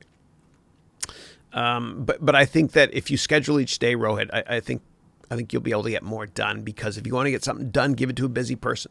So stay even more busy. And make sure you schedule every single day, including me time as well. And that's what I do. And what I do is I use the PDF I provided all of you with in my MBA degree program, and I put it on my iPad. And I now do it in Adobe. And so it's fun. It's like a video. It's like a game for me. Like at night before I go to bed, I'll always update my schedule that way. I used to do it on paper until recently. And for those of you that want to use a schedule that aren't my MBA degree program, there's a more basic version that's available for free on my website. Go to harounventures.com/schedule, all lowercase. harounventures.com/schedule, and you can download that one pager there if you want to. And I promise you, it is life-changing. It's life-changing. Imagine if every day you exercised. Imagine if every day you read a couple chapters of a book. Imagine if every day you spent more time with family. You can. You just got to schedule everything. You got to write it down. You got to document it. That's like mini goal setting. Yeah. And also kick people out of your life that are negative, that bring you down. You got to do that as well. What's the point of hanging out with somebody that's going to bring you down? You know, you can get them out of your life. Get them out of your life. Watch how much better your life becomes, how much happier you become, how much more confident you become, how much more productive you become. And if you care what other people think of you, you'll always be their prisoner, you know? So, yeah, anyway. And it's so therapeutic. I got to go there again. I've mentioned this before, but I want you guys for an exercise today. Go on a walk, and I want you to tell yourself, I don't care, and then fill in the blank. I'll give you examples. I don't care what people think of my hair. I don't care what people think of my car. I don't care what people think of my profession. I don't care that people might think that I'm immature because I still play video games at 47. Damn right I do. Till the day I die, I'll be playing video games. I love it. I don't care. I just don't care. I'm not telling you to be rude or disingenuous, but just don't care. I don't care what people think of my career. You know, I don't care if my parents aren't proud of me because I didn't go to law school. Who the hell wants to be a lawyer? Unless you're a civil rights lawyer. You know, I just don't care. I'm happy being me. I'm going to continue to be me and live my life my own terms. And the more time I spend caring about what other people think of me, you know, the less stuff I'll get done in life and the less happy I'll be. I just don't care. That's what you got to tell yourself. And Winston Churchill, and I went to Churchill's museum, I think a year ago in London, the Churchill War Rooms, which is, oh my God, it's amazing. If anybody lives in London here, make sure you've been there. Okay. It's right by Buckingham Palace. And during World War II, Churchill ran, or visit London, anybody's close by there. And Churchill ran his war operations underground. And I went underground and I kept it all intact, including all the maps on the wall, the sugar cubes, literally the sugar cubes. And I read a lot of Winston Churchill's quotes.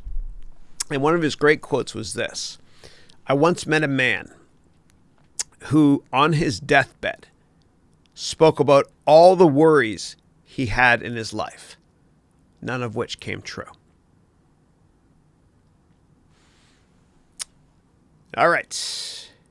Next up, Rohit saying, what did you do when you say you had a very rough day on Wall Street? How did you manage being calm? Yeah, it was rough, man. Like New York it's a very stressful city, and Wall Street's a very stressful job. That's why I liked it here in the Bay Area. You know, it's finance can be stressful out here too, but it's a lower stress area. And that's not a dig on New York. It's just a big city. That's all. But what I would do, I would exercise a lot. I go to the gym. I'd also, and I was much better about it then too, taking an entire day off, probably because I worked for somebody else at the time, although I was always starting companies on the side. Even then, just none of them worked. But when I was really stressed at work, that motivated me. And I went out, and I remember it was back in 2004. I registered, I think it was HarounCapital.com. I was working for somebody at a hedge fund, and he wasn't treating me well. I'll never tell you his name. It wasn't the owner of the firm though. And I registered that. And you can do a search on your friends' names to see if they've registered their names. A lot of them have already. And a lot of people that do that do it because they want to start their own companies one day. Which means they might be showing you their hand, kind of, whatever. But that's what I did. Like when I had a rough day on Wall Street, it drove me to want to spend more time, you know, starting my own companies or my side hustles. But I also exercise more. And sometimes I would skip work. Like I remember one day at Goldman, I skipped work. I'll never forget this. I was really, really stressed out. And by the way, I want you all to take at least one day off a year when you're not physically sick, but you're just mentally not there. Because what's the point? You go into work in a bad mood, say something wrong, destroy your career like that. Call in sick. You are sick. This is a muscle up here as well. But one day I remember it was maybe it was 2002 or so. I did this actually on 2 occasions when I worked at Goldman. Very stressful, 9/11, all that awful stuff at that time. One day I went for a long walk to Tavern on the Green, which is in Central Park, and I had just lunch by myself. And then I went over to a movie theater, watched the movie The Rookie, which is so inspirational. Please watch the movie The Rookie. It's about this older dude whose goal in life was to make it into the Major League Baseball in MLB. He's older. I won't ruin the story for you, but it is a happy ending. I remember I watched that movie and getting shivers just thinking about it now. I love that movie. It's great. And then what I did was I went for a walk. And do you remember that show Who Wants to Be a Millionaire with Regis Philbin? So it was on the Upper West Side. There were a bunch of people lining up there. I was like, what are you guys lining up for? And they're like, to get in the show. And so I went there to go to the show, and I was in the audience, and I think Diane Warwick was there for that. She was a celebrity at that point. It's kind of fun, but I remember that fondly. Oddly enough, I don't remember what I was stressed about, but I remember the fun I had. We always remember fun, right? But that's what I did. I took the day off, and I spoiled myself, and I probably went to Starbucks and got a venti coffee as well, which I enjoy, and I took that day off. I went for a walk. which released endorphins. It's kind of like exercising, made me happier. And I reassessed my life. And I did that as well a bunch of times when I worked at Accenture, a bunch of times. And my biggest revelations, career-wise, came when I did that. I would ditch work, but I worked very, very hard, right? And so one day a year, whatever, taking a day off to rest that's cool. But I would go on these long walks, and those long walks on those days off changed my life. It kind of got me to get outside of myself and kind of rise up and see the forest from the trees and reassess where I am in my life. I think everyone should do that. All right, where am I here? Yeah, and in terms of this question here about curbing other addictions, you got to think of pain and pleasure always. If I don't think that drugs should be legal. Like, I don't think marijuana should be legal unless it's for medicinal purposes, because I hate anything that makes me lazy. But think about it that way. If I have this marijuana joint, which I'll never do again, ever. But if I have it, okay, I'll feel this much pleasure. Okay, I'll laugh, whatever. Music might sound cooler, which it does. If I have it, yeah, maybe for an hour or two, I'll get that fix, whatever it is. But for the next 2 weeks, that's 14 days times 24 hours, I'll be so lazy, it'll ruin my marks at school, or it'll ruin, my ability to produce at work. I'll be too lazy to go to the gym, which will ruin my body. So it's not worth it, right? This much pleasure for that much pain, screw that. Always think long term, just like you do in business. Except in business, we don't look at pain and pleasure. We look at risk reward, and it's more quantitative. The upside is this. The reward is this. The downside is this. Technical support, for example. Well, if the upside meaning the reward minus the downside meaning the risk, if the upside minus the downside, or the risk minus the reward, is positively skewed, then it makes sense to do it. And you got to think that way as well when it comes to addictions in general in life. And I know that's not what you meant when you were asking the question. The way you phrased it was totally benign. But if there's anybody in this call that's having addiction issues, there's always ways to seek help, and please do so. Please do so. And I think one way to do it is to tell, whoever it is you're most close to in life, a family member or a friend, and ask them for guidance, and they'll help you dial that number and get involved in that program. Yeah. And nobody has to know about it. You can do it, discreetly. No one has to know, except the person you told. Okay. All right. Next up is how does one come up with business ideas? That's my challenge at this point. Thanks. Yeah, great question, Omar. So what I would do, Omar, is take my course, go to udemy.com. I have a course there called the Complete Business Plan course. It's 9 hours. And after that 9-hour course, you'll have a complete business plan written. But what I recommend doing is always thinking, kind of like Wayne Gretzky does, who's the greatest hockey player ever. Wayne Gretzky, he was asked, why are you successful? And he said, because I don't skate to where the puck is. Rather, I skate to where the puck is going to be. And so you got to look out longer term and think to yourself, what products or services are people going to like in the future? That's how you do it. And that way you can kind of be an early market mover, have kind of first mover advantage, so to speak. And I also want you to think about the size of the market. Make sure the total addressable market is massive. There's nothing worse than starting a company in a tiny market, because even if you're successful and you get 100% share of the market, which is almost impossible, this is what you get. I want you to start companies in massive markets. Okay, like for example, for my courses I make, a lot of the courses I make have a massive total addressable market. That's why I call a lot of my courses the Complete This or the Complete That. And I learned that early on. Like I made a course on hedge funds called Hedge and Mutual Fund Careers: The Complete Guide. I worked very hard on it, but it didn't do that well. But my other course called the Complete Financial Analyst course, or the Complete Financial Analyst Training and Investing course, has done ridiculously well. because I cast my net wider, a larger total addressable market, because that encompasses people that are interested in hedge funds, mutual funds, trading, whatever, investment, banking, that sort of thing. So that's what I recommend, is looking at the size of the market as well. All right. And then John Clee, and I'm smiling, John, because it was probably a year ago you asked me on this call who my favorite comedians are. And I remember, how am I going to remember this guy's name? Because I love that question. And you're from Rochester, I remember that. But I told myself John Cleese, the great British dry humor dude from Monty Python. So John Clee is saying, I know you just started this MBA class, but will you be starting a new one this year as well? I will. Yeah.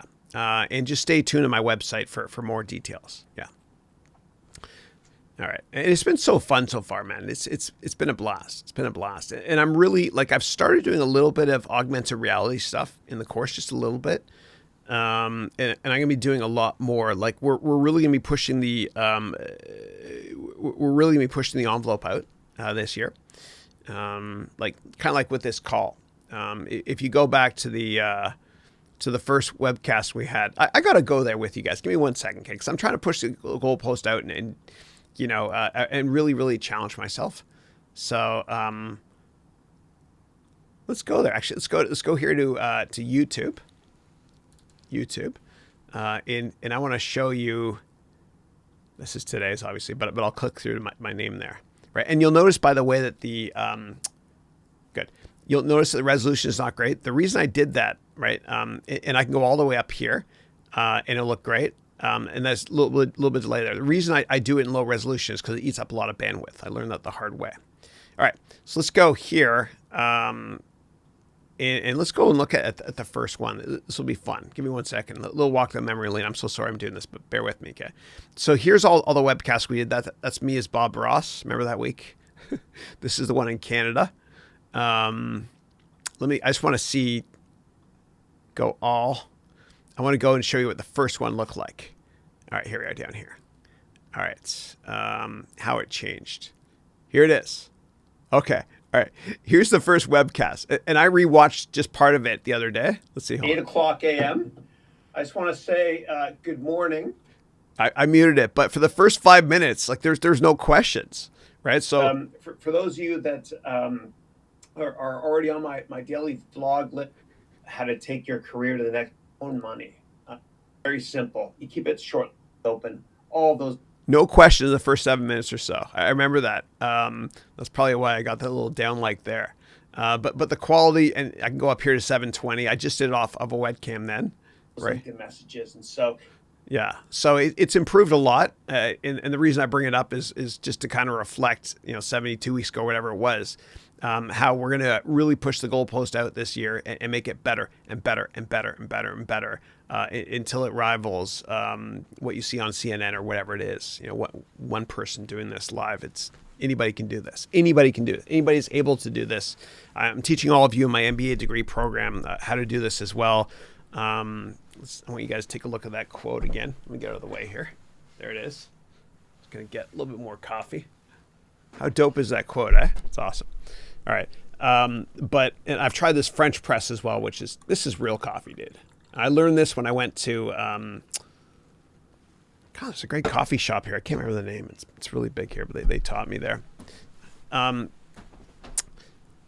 right. But no, we're going to push the goalpost out. We're going to be using a lot more multimedia as well. And I bought for this guy one of my guys with me, Matt, I bought it's kind of like a Segway. Hi, I'm a mall cop.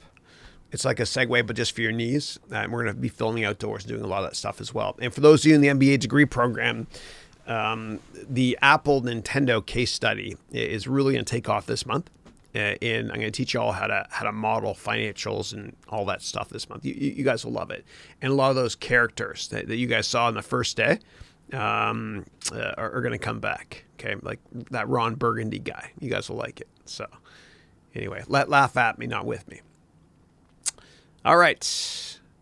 And Mark 18 is saying, your example on assets versus liability of a car, add the value of the car depreciates over time. So assets equals loan paid minus depreciation. If I'm wrong. No, you're right. Yeah. And I do teach that as well when we look at GAAP accounting instead of non-GAAP, meaning non-pro forma accounting. But I don't teach it right away only because it's a non-cash expense and it's confusing. So what I usually do is I start off with the income statement, and then I teach the balance sheet.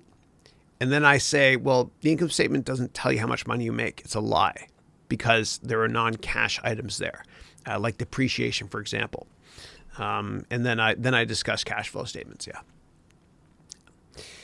All right. Next up, we've got John is saying, Dave Ramsey is huge into mutual funds, which is fine. Wish you could see the tax benefits, lower fees in ETFs or index funds. Yeah. Yeah. You guys should ask him. Like get on his webcast, or I don't know what he does, but ask him if he has a webcast. Well, why do you recommend mutual funds if ETFs have lower fees and they beat mutual funds? And what people don't see actually is the tax issue. Right. So mutual funds buy and sell stocks all year long. Right. And mutual fund managers, usually in Q4, the fourth quarter of the year, they're chasing performance and get a bigger bonus. And what happens is because they're chasing performance, they're buying and selling, buying and selling, buying and selling. And if they made money that year, then that is a taxable event, which gets passed on to you. They don't care. It doesn't impact their own taxes. It impacts you, though. Whereas ETFs, what companies like Vanguard do is they just buy all the stocks in that index and just hold them. That's it. Unless there's rebalancing, meaning companies coming out of the S&P, new ones going in, then they'll rebalance as well. But you will always pay less taxes with ETFs. Yeah. All right. Give me 1 second.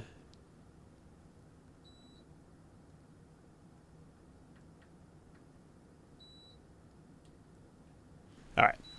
All right. Let's go back here to this camera. All right. And Rohit is saying, I disliked my major in undergrad and hence I scored below average grades. Will it hamper my chances of getting into a mid-tier, okayish, decent university for an MBA? No, I don't think so. I think there's always ways around it if you want to go to an MBA and spend $100,000. So what you can do if you want, Rohit, is take my course called Get Into the Top MBA Schools. It's on Udemy. It'll teach you, how to, compensate for a, less than stellar GPA. GPA is just part of it. One big part of it is the GMAT, and the GMAT's not an intelligence test. This is an app, by the way. It's called Waterminder. And it works on my iPhone as well. It just tells me when to drink water throughout the day. It's like gamification. The GMAT's not an intelligence test. It's how well you write the test. And I did really well on it. And I'm not the smartest guy at all, but I study harder than anybody. And I recommend just take my course. And you're in my MBA degree program anyway, so you're going to get that course for free. Just ask me later about that. I'll give it to you for free. Okay. But basically that course is going to help you to it'll help you to do better on the GMAT as well as do exceptionally well with the essays as well. Okay. And actually, you know what, dude? Rohit, hold that thought. Okay, ask me, because on January 7th, we're going to do something that's going to help you plug many gaps in your resume. Okay, just hold that thought for now. Yeah. All right.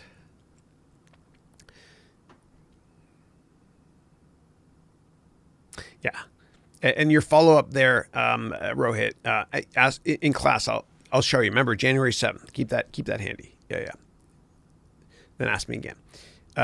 Mark is saying, Chris, what are your thoughts on electronic vehicle companies in China, or an electronic vehicle company in China called NIO? Remember, it was a Boyd I invested in years ago. Warren Buffett did as well in China. Yeah. I don't know though. I'm so sorry. I have no idea. But when you're investing in China, don't ever buy stocks there just because the valuation is low. Okay. I want you to do your due diligence. And don't ever rely on research from a company called Roth. Okay, I think it's a criminal institution. They screwed me over on IPOs in the past. They do a lot of investment banking in China. They take fat fees, and then they sell the stocks to institutional investors. And I felt really misled by them. Yeah, be careful of that, please. Okay. And if you don't thoroughly understand the company, and if you don't feel comfortable, Mark, with disclosure from an accounting perspective, like if it's listed on the U.S. markets, make sure that they file their annual report, quarterly report, and you read them thoroughly and thoroughly understand them, and make sure it's liquid as well. If not, then just pass on it. Pass on it. Yeah. All right. But I have made money in China as well. And for those of you interested in China, you can read a great book called A Bull in China, which is probably the best commodities book ever written on China. All right, Rohit has a question. In my country, it is shameful to fail. I'm trying to follow things you say, but it is tough at times. And there's always this feeling of worthlessness and a fear of the future. I find it difficult to be optimistic and dream big due to the current situation I'm in. I have many 19-year-old friends who feel the same. Your advice for us? Yeah. So I would just say, just like the fear of failure it's all up here. It's like the Rodin sculpture. I think, therefore I am. Or as Henry Ford said, whether or not you think you can do it, you're right. So I think it's up here. I think you just got to keep telling yourself, I don't care what people think of me. I don't care. I don't care that, that people might judge me based on the fact that I'm not a lawyer or engineer or whatever it is your parents may or may not want you to be. You just got to say, I want to live my life on my own terms and do what makes me happy. Yeah. And Rohit, don't worry, because on January 7th, we're going to be doing that very short goal setting study, which will help you out a lot, understand where you want to be in 10 years. Okay. And that's why I asked all of you who applied to the MBA degree program in the application essay to write down, what's your perfect life in 10 years? Because I want to help you get there. I want to do whatever I humbly can to help you get there. Yeah. But I think that some of if I read between the lines there, some of the additional questions you're going to have, they'll probably get answered on the class on January 7th. Yeah. All right. Next one is Omar saying, hi, another question is, how do you do retail arbitrage to make extra funds? Yeah. Okay. And that's a follow-up from earlier on when I was showing you something in Excel on the future value of money. And I'll show you what I was referring to with my kids. So let me go here to open. Let me first of all I'm going to shut Excel down entirely. I'm not going to save that because it was saved. Oops. All right, hold on a second, guys. I'm opening up Excel now. All right. I collect Blue Jays cards, by the way. All right. So if I go here, this is for the iPhone 6. Must have been years ago, yeah. And what I did was, yeah. So for my kids, and I have one of these for each of them. There it is. Andrew, Matthew, Dylan. Yeah. So what I did was they wanted to buy an iPhone.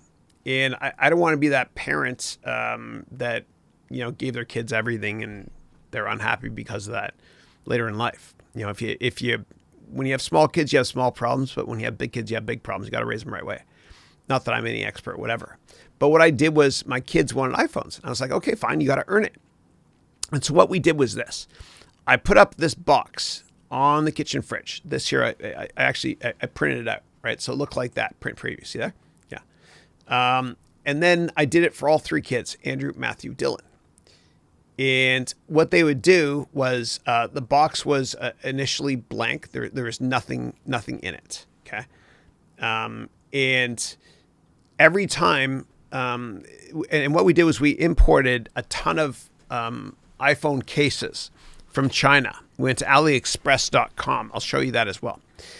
And I look like Kermit. Okay, so we go to AliExpress.com. Okay.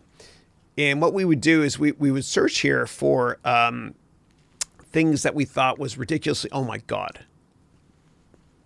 What the hell was that? I'm not moving on. Sorry. I can't unsee that. Nasty. Okay. No comments there in the comments there. But I would go through stuff here that is dirt cheap. Right? Oh, look at that. Speaking of Mandalorian. That's dirt cheap. And we'd sell it on eBay. Okay. So, for example, I don't know. Let's say this. I have no idea what that is. So let me click on this.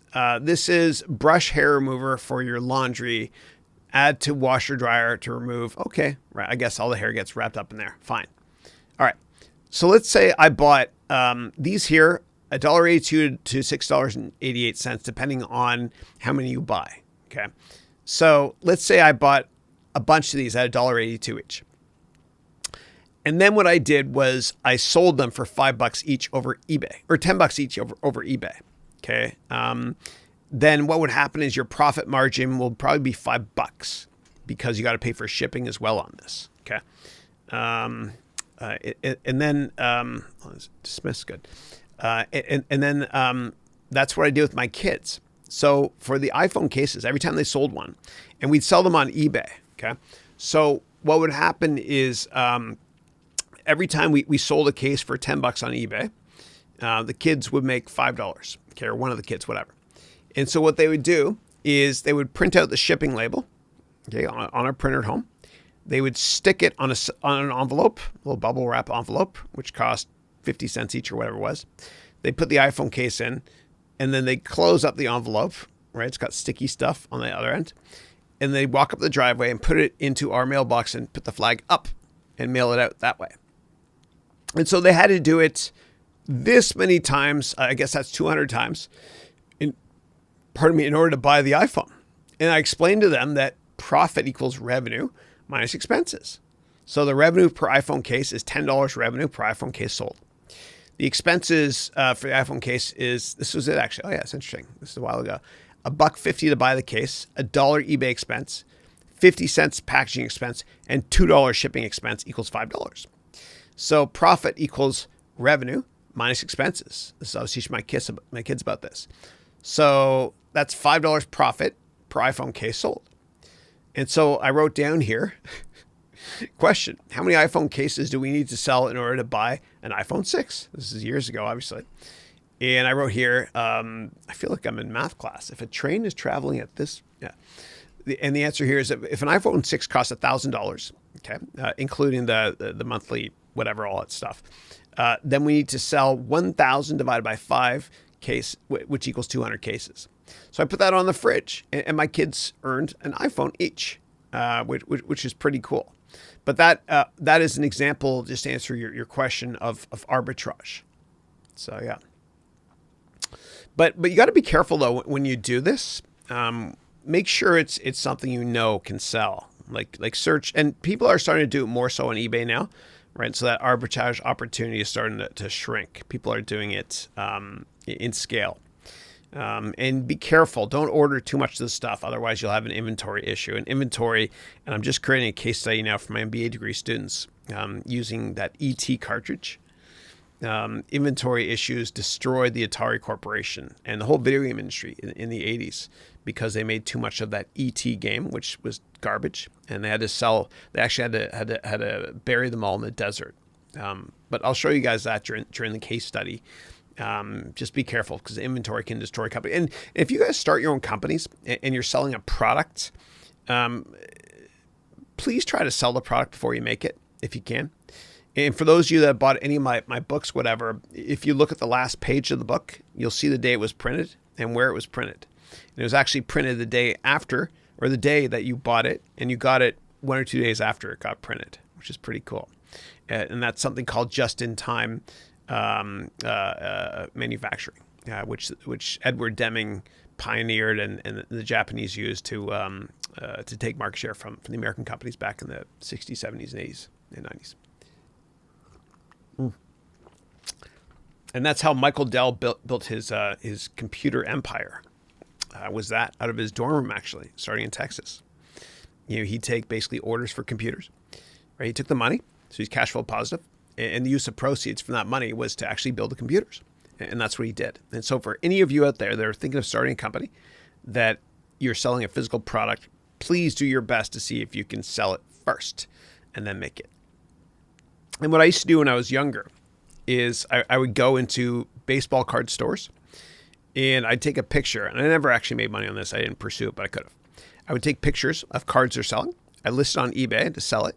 And I put a very high price, way higher than the price I saw in the store. And if it actually sold, then I go back and buy it and then ship it. That's arbitrage as well. Okay, sorry. I keep getting these alerts here. I've got a delivery coming to the front door. That's why. Yeah. All right. And my kids are hating me today. They're on vacation today, but there's no Fortnite allowed in the house right now, in the house, because of this. Yeah. All right. And then Asamina is saying he got in love with the design and he decided to drop in to make it look good. And I'm really thankful. Oh, cool. You're talking about your business partner, your Wozniak or Jobs or whoever it might be for your video game company. As for designing, I can give you quite a few tips depending on the type of game you want to make. Thank you. I appreciate that. Thank you. And I'm going to get that game done at some point this year. And I'll look into which platform should I use. There's the Unreal Engine and there's another one. Which one is easier to use? Please let me know. And whatever you tell me is what I'll use to make this game. What I want to do, like my vision, it's kind of out there, dude, is and this is so hard to do. Like Grand Theft Auto is the only company, or Take-Two Interactive, Rockstar Games, the parent company and studio respectively. They're the only studio to really figure out big open worlds. I want to do something like that, but for the MBA degree program, as part of a fun case study. I don't know how yet. I will find the time, but I want to do something that's fun and interactive that way to incorporate all 5 of the core courses that we teach in that program. I really want to use gamification. I know it's a lot. I know it's out there and it's incredibly ambitious, but as with anything else in life, if I tell people about my goals and a deadline date this year at some point, I'll get it done. And it's like how I always put myself over the edge. And it's going to sound out there, but I love this feeling. Whenever I start a company or embark upon something new, like this MBA degree program, I feel like I'm standing on the edge of a cliff and I throw a bunch of airplane parts over the edge. And then I jump. And then I have to assemble that airplane before I hit the ground. And I just love the excitement of that, as a metaphor only, obviously. Just trying to, beat the clock and make it become a reality. And that's what I did actually in December of 2018, where I created that video, whatever. It said that starting in 2019, my MBA degree program, which I did towards the end of the year on purpose. It's a lot of work. But I vocalized that goal. I set a deadline date, and I was looking over the cliff at that point. And I feel like I've assembled a big part of the airplane, and we're stabilizing now. And then there's leverage to kick in. And I can't wait because the ride's going to be so much fun for all of us. All right. Property search is, and his name is Andy, is saying, apart from the, okay, guys, I'll be right back. I got to answer the front door. That's a monitor. Okay.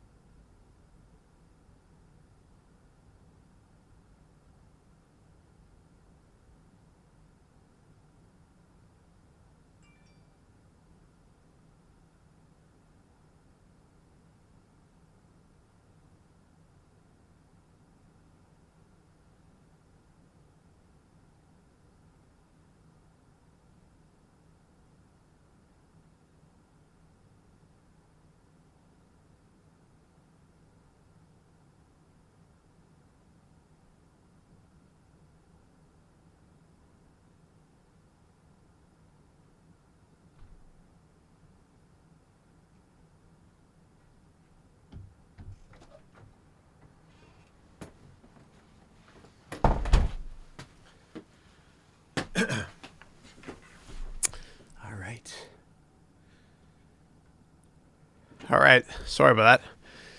Christine's home, actually. I thought she was. She wasn't, but she's going to get the door. That was Dominic, our painter, who's going to paint the kids' rooms, which kills me because on their wall they have these awesome fathead posters of baseball athletes and Blue Jay players. And anyway, it is what it is. Yeah, they're growing up. And by the time your kid is 12 years old, you already spent 90% of the time you'll ever spend with them. So you can't get that time back. I don't want them to paint their rooms, but whatever. It's not up to me. All right. Next question is, apart from the fees for the 529 plans, what kind of things do you look for? What are your favorite 529 plans and why? I don't even remember. Like, we've already funded the education for, I'm humbled to say, and I'm very fortunate, for all three of my kids through university, et cetera. So I haven't really looked into it too much. We maxed out on all that stuff. So I don't have any comments that could help. All right. But what I just love throwing in, if a generic comment is just index funds in general. Yeah. And I do a mixture of value and growth. A lot more growth though, because it was kind of long-term focus for them. So yeah. All right. And yes, I do individual stocks as well, but I never want to tell people, because I always want to, teach you how to fish rather than give you a fish as well. Yeah. All right. Next up is Melody, who's from Atlanta, who's saying, Chris, what will you do with your 100th episode? Any special plans? I don't know yet, actually. I haven't thought about it. I did my 500th daily vlog recently. I didn't have anything special for that. I don't know. I'll have to think about that. Maybe I'll vlog using a drone or something out there. I don't know. But I got to do something, I guess. Yeah. That's what, in 30 weeks, that'll be in Q2 for the MBA students. Yeah. So we'll see. I now you've planted that seed. Now I got to think about it. Thank you. All right. And so, Stella in the house. How are you, Stella? Stella's from South Korea. Stella, Happy New Year. Stella's saying, Happy New Year, Chris, and to your family. Wishing you and your family a healthy, prosperous 2020. I'm so looking forward to a positive 2020 and beyond. Amen. Amen. I love your positivity. It's awesome. It's awesome. We're going to do wonderful things this year. Wonderful things. Yeah. It's awesome. Thank you. All right. And then, and Stella's saying, I'm being late today. No, please don't worry about that. And in an hour and 15 minutes, we start the for MBA students only office hours as well. So I'm looking forward to seeing many of you there as well. And then Jose is saying, Happy New Year. I'm back. Jose, welcome back. Happy New Year to you too, buddy. And then Asmin is saying, by the way, did you watch the new Netflix show, The Witcher? If so, what are your thoughts? I haven't actually. I saw it towards the top, but the problem with, let me do a screen print. The problem with Netflix now is for me, I go to Rotten Tomatoes if I want to see, is a movie good or not, that sort of thing. And I usually go to the popcorn meter there, which means the fans choose and not the snotty, whatever, editorial people. The problem is with Netflix, there's so many shows, I just can't keep up. I don't know what's good and what's not. If there's great actors in it, I'll check it out. Like The Ozarks, which is an incredible show. And they've just done 2 seasons. But anything that has really high quality actors, I'll watch, because high quality actors usually get to where they are because they're good at picking scripts. It's kind of like Harrison Ford. Almost every movie of his is amazing. Not because he's an amazing actor, but because he's very skilled at picking scripts, or his manager is at least. And the same thing with Leonardo DiCaprio. And DiCaprio, by the way, is the only big star in Hollywood that doesn't have a manager or an agent picking movies for him. He does it all himself, and he's very good at it. And he's very successful because he knows what good movies are. Right. And so, so it's just tough for me. It's tough. I watched The Irishman. I thought it was better than average. I don't think it was Goodfellas or Casino quality. But I thought it was good. It kind of dragged on too long, which is really emblematic of what's going on with Netflix as well, because there's no pressure to make a movie, only 2 hours or whatever it is. People tend to prolong things, and that's kind of what with all this online streaming stuff is happening. Even The Mandalorian on Disney. I know each episode's only 30 minutes or so, and it's already over. It kills me at the end every time I watch, but it is kind of slower. All this stuff's a little bit slower. So I don't know what's good on Netflix. Please let me know if you guys know. But in terms of the Ozarks, so Jason Bateman, this is a great story, actually. So Jason Bateman is the actor. He was in Arrested Development as well, of course. And he's in a lot of funny movies. He's great at picking scripts. Very good, right? Like Game Night and all this fun stuff. But what happened with Jason Bateman is he was a big deal back in the 80s, and his sister was too, Justine. She was on Family Ties. I am dating myself. But Jason Bateman was big in the 80s. He was in Teen Wolf Part 2 and a bunch of other movies. And then in the 90s, you didn't see him anywhere. And then he resurfaced in the 2000s, right, with Juno and other great movies like that. And the reason why nobody saw him in the 90s, and he's opened up and said what I'm about to tell you publicly, is because he worked so damn hard in the 80s, right? And he kind of gave up his youth, and he was so burned out that he spent the 90s in alcohol and drug rehab. But there's always a second chance for everybody. And he reinvented himself in his career, big time, in the 2000s. So he's great. So yeah, anyway, anything he's in, I tend to watch, but I usually judge based on the actors or Rotten Tomatoes if I can find it. But I gotta tell you, with Netflix, there's so much, I just can't keep up. Like, I don't know what's good. Like I watched The Crown. I love that. I love the soundtrack. Hans Zimmer did that one as well. But let me know if there's any good new shows, please. Please help me help you. Tell me what shows to watch on Netflix. Yeah. Thank you.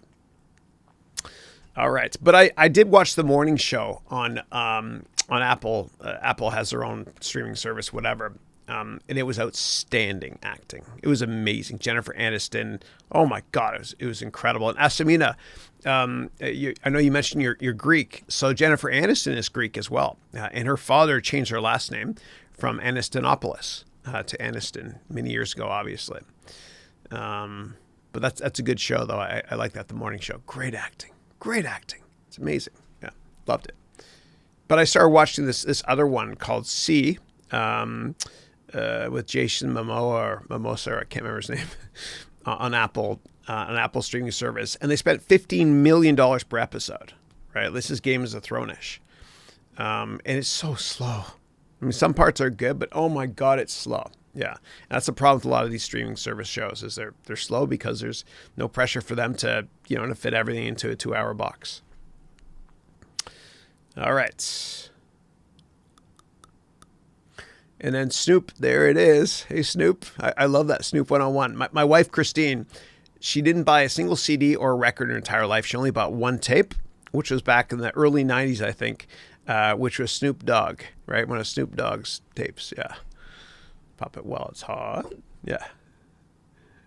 So Snoop 101 is saying, good morning and Happy New Year. Same to you. I'm working on a business plan and using your spreadsheet. I'm having a hard time identifying competitor weaknesses. Any tips on identifying weaknesses in a competitor? Yeah. So a couple things, and I'll keep it generic because I don't know exactly what company you're talking about or what sector. What I want you to do is this. I want you to identify a competitor that's publicly traded and do the following. Okay. We're going to go here, and I'll make this up as we go. So what we'll do is you're going to identify a competitor. And then what you're going to do is you're going to go to sec.gov, click on company filings, okay? And then you're going to enter that competitor's ticker on the next screen. I'm trying to buy time here because it's not moving. There we go. No thanks. All right. Now I'm going to get audited by the U.S. government. So you'll enter in the ticker here. Say it's, maybe you're competing with McDonald's, okay? Or Chipotle, CMG, Chipotle Mexican Grill. For those of you that don't know Chipotle, it's a great fast food place that's organic food or Mexican food. It's great. Okay. And then what you'll do is you'll go to the annual report of whatever company it is, click the top item. And then here you're gonna search for risks. Okay. And here there's 69 instances up here of the word risk. And you can find out all the risk with Chipotle. Okay.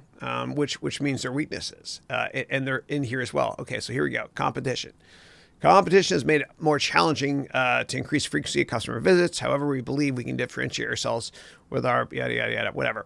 So you can search through here and find all the risks and weaknesses, etc. Okay. And again, there's 69 matches here. You'll find a bunch of things here. It looks like they have some more localized comments here on competing in the Denver market, whatever it might be. So that's why I'd check out. And if you have further questions, please let me know. Thanks as always. All right.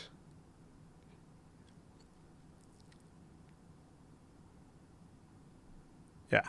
And then Melody is saying, how do you keep a conversation going? So I have the confidence to introduce myself, say a topic, but I run out of stuff to say. So in the MBA degree program, I talk about, many ways to bond versus business, bonding in business. And you always want to bond first before discussing business. And there's many things you can do. You could talk about, I'm going to start with the basic easy ones that are universal, the weather. You can talk about recent news events. So before you go to that meeting, whatever it is, make sure you read the newspaper that day or skim the headlines. Okay. Another thing you can talk about is big entertainment events, like if the Oscars just occurred. You can say, did you watch the Oscars? What do you think of this movie? That sort of thing. You can talk about movies in general. You can talk about Netflix shows. You can talk about sports. Sports is great boardroom talk. If I spark up a conversation with somebody from Atlanta, where you're from, I'll probably mention Bobby Cox, who is a great manager who's a Hall of Fame now, from Atlanta for years, and he used to be a manager in Toronto. He's great. I might talk about Tommy Glavine, or Chipper Jones, or just other great former Atlanta players. Crime Dog, Fred McGriff, who's from Toronto, represents. Actually, he lives in Tampa now. That sort of thing. So just find something in common with them, right? And then once you find out what that is, then just go and cover that topic. If you're a baseball fan, I don't know what your sport of choice is. But if you're a baseball fan, then you could spark up a conversation with anybody from any city. Same thing with football, and American football as well, whatever. Other things to talk about. Let me think about this. You can ask people of like read the book, Dale Carnegie's book, please, called How to Win Friends and Influence People, because he kind of helps with that as well. And people love to talk about themselves. And so ask them, where are you from? Did you grow up here in Atlanta? And whatever they say, you can always ask questions based on that. If it's a certain district within Atlanta, you could say, there's a great restaurant. I go to there every now and then. Or if they're from another state, I'm sure you can think about something cool to say about whatever state they're from or city or country or whatever it is, where they grew up and that sort of thing. Yeah. Yeah. And if they're very successful, ask them as well. You're very successful, and what would you say are 3 reasons why you've been incredibly successful? And people love talking about that sort of thing too. So these are just some ideas. I have plenty more as well. Thank you. Yeah, and let me know if those weren't good enough, and I'll come up with new ones for you. All right. And then Vipul is saying, what's your goal this year? Yeah. So I have tons of goals, always. One of the big ones for me is to exercise more. I've been running 24/7 trying to get this MBA thing up and running, and I'm scheduling time to exercise now. I'm also scheduling times to eat and what to eat, because I'll forget to eat or I won't eat the right things. So I'm doing that. So for example, in between the morning class and the afternoon class for time zone 1 and time zone 2 on Mondays and Tuesdays, I take off this shirt and I have a gym shirt underneath, whatever, and I'll go to the gym in the garage, exercise, and I'll come back and I have everything set up, but I have to exercise. And I've tried, I have a little bike thing under the desk I use sometimes, and a walking treadmill as well, but it's not the same. I just got to clear my head, and just kind of get out of this room as well. This little dark room. Now I understand what my brother and dad talk about when it comes to work. They're both radiologists, which means they fix radios. And they're usually in the basement because radiology equipment's heavy, and they're in these rooms, and it's depressing if you just stay in one room. Whatever. I'm not depressed at all, please. But I just I got to get out and exercise more. Aside from that, just slightly better time management. With Christine and the kids, spending more time with them. I spend time with the kids every night. We'd say prayers and all that good stuff every night. But I want more stuff to do with them, because I don't want to wake up one day and think, oh my God, I wasted all that time. They're gone. Meaning they live somewhere else. So there's that. There's spiritual goals I have too. There's, I've got insane aspirations for the MBA degree program as well, in terms of the quality of the material that I'm going to be teaching all of you that are in that program, at least. It's going to be insanely great, as Steve Jobs used to say. All right. Next up is Melody is saying, it's a follow-up. Okay, and Melody is saying, how's your documentary coming along? Yeah, so and thanks for asking, because one of my goals was, and I make a fool of myself every time I do this, but I don't care. One of my goals I think it's 8.5 years now. God, I remember I told you it was 10 years, a year and a half ago on this webcast. This is a fake. I'm a fraud. And this is a prop for my complete presentation course. But my goal is to get, 8.5 year goal now, is to get one of these for a best business or for best documentary. It'll be a business documentary that makes the world a better place. I don't know what that's going to be yet. And that's why I'm trying to improve all this filming stuff, whatever. It's getting a lot better. It was horrific early on. It's getting better, but I want to push the goalpost out a lot. So at some point we'll do that. And I don't know. Like I met this great guy named Vital and Robin as well. I met those two great students of mine when I was in Berlin at a Udemy event. And Vital has an unbelievable life story. He immigrated from Rwanda. Very difficult upbringing. He lives in Germany now. And what we're going to do is, and I vocalize this too, which means I have to make it happen. And I set a deadline date. I don't know exactly how we're going to do this. But what we're going to do is on December 6th or so, which is the day after graduation for MBA students this year, 2020, we're going to fly together to Rwanda, to his hometown. And I'm going to find a way to get free online education access to my courses and other courses to 100 students in his hometown, which has a population of 1,000. And so maybe, I don't know yet, maybe we'll record that. I don't know. Dante, actually, one of my other students, said that should be your documentary about a month ago on this call. Yeah, but I don't think I'll have the technical know-how by then to do it. So I'll probably just, I don't know. Maybe I won't film that. I don't know yet. But something like that. I want to, and by the way, so Vital's in the MBA degree program, and everybody's going to have to write a business plan in the second half of the MBA degree program, whether or not you want to start a company or not. And you have to write a business plan too if you work in a big company, because a lot of times you start new departments in big companies and you sell new products. But the business plan for Vital is going to be how to get this done. How to get internet access and online education access to 20 or to 100 people in his hometown. And what we want to do, and we, meaning me, are going to make a lot of mistakes when we fly there in December 6th or whatever it is this year.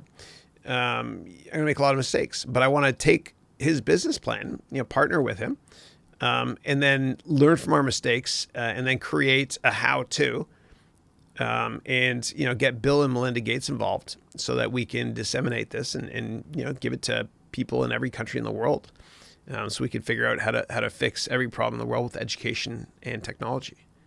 And I really do believe in that. Like the crux of my TEDx talk, which I did back, God, it's 2016 now. Jeepers, time goes by. But my talk was, the title was why TEA can fix every problem in the world. And TEA stands for technology, education and acceptance. And you can go to my vlog or just search online Chris Haroun Tax Talk, and you'll see. Yeah. Thank you for asking. All right. And Ted is saying, Chris, a while back, I heard you use the phrase, only look at your neighbor's plate to see if your neighbor has enough to eat. I absolutely love this phrase because comparing yourself to your neighbor often leads to envy, and envy is a green-eyed monster. F&A, I agree. So I'm wondering, what is the origin of this pity phrase? Yeah, thank you for that. So the origin actually is Louis C.K. And the quote, I think, was something along the lines of, you shouldn't look into your neighbor's bowl to see if they have more than you. You should see if they have enough for you. Yeah. And then just given the whole Me Too thing, he, I don't know if he'll get another job again, Louis C.K. and stuff. Yeah. But it was a great quote from him. Yeah. All right. And then Valens, who lives in New Zealand, but is from Indonesia, I think. Or maybe no, you were on vacation, I think, in Indonesia, I think. But is based in New Zealand, is saying, hey, Chris, no questions. Just would like to say Happy New Year to you and your family. Hope you guys have a great year. Thanks a lot. Same to you. Thank you. And thank you for being on this call at such a difficult time in New Zealand. Yeah. Time zone wise. Yeah. Thank you. All right. Melody says, I want a Baby Yoda doll. Yeah. It's sold incredibly. The number one search term, actually, Google search term, or Bing if you work at Microsoft, but the number one Google search term in 2019 in the United States was Disney Plus. This has been such a massive success for Disney. And when you're launching a new media-based platform, there has to be a flagship offering, proprietary offering, otherwise it fails. So for Xbox, it was Halo. Without Halo, Xbox would have failed. I hate Halo now, but I liked it back then. And for Disney, it's certainly The Mandalorian. Yeah. It's an amazing show. It's great. Yeah. If you're a big Star Wars fan, so you guys will love it because there's so many older characters and little references, and Jon Favreau's done a great job with this. A lot of references to really early stuff in Star Wars, like 1977 Star Wars and stuff. It's really well done. All right, and Stella's saying, Chris, do you believe people should follow their passion or find ways to infuse their passion in the work they're doing?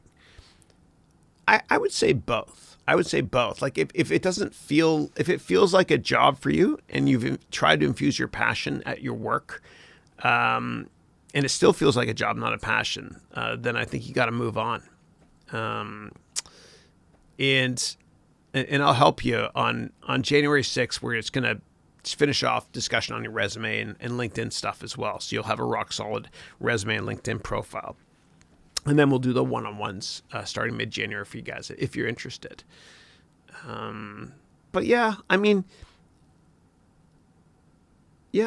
so sometimes you'll work in a big company and you're doing something that you like, but you want to work in another department or work for somebody else in that firm and move and do something you love. And so you go ahead and you interview because you're not happy and you get another job. Don't quit yet.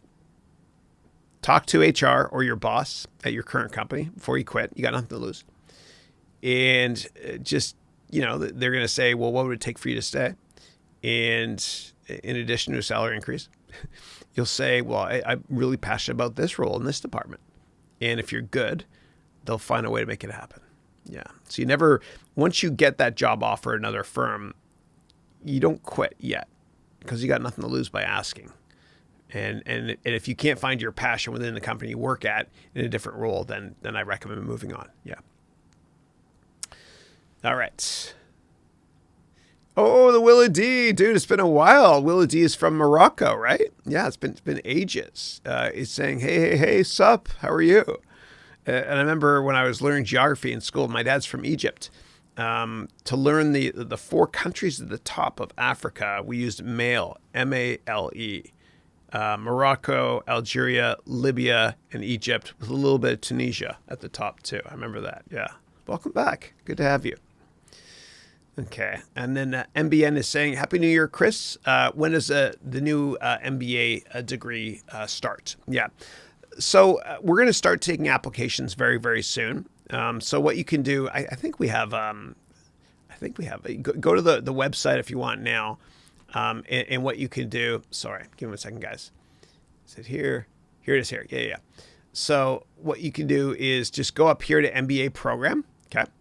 And then click here and ignore that thing there, whatever. And I'm hiring a new, I'm hiring actually a very high profile company to make my website better. We're just in final negotiations right now. It's going to be amazing. But yeah, go here and you'll see all the FAQ stuff.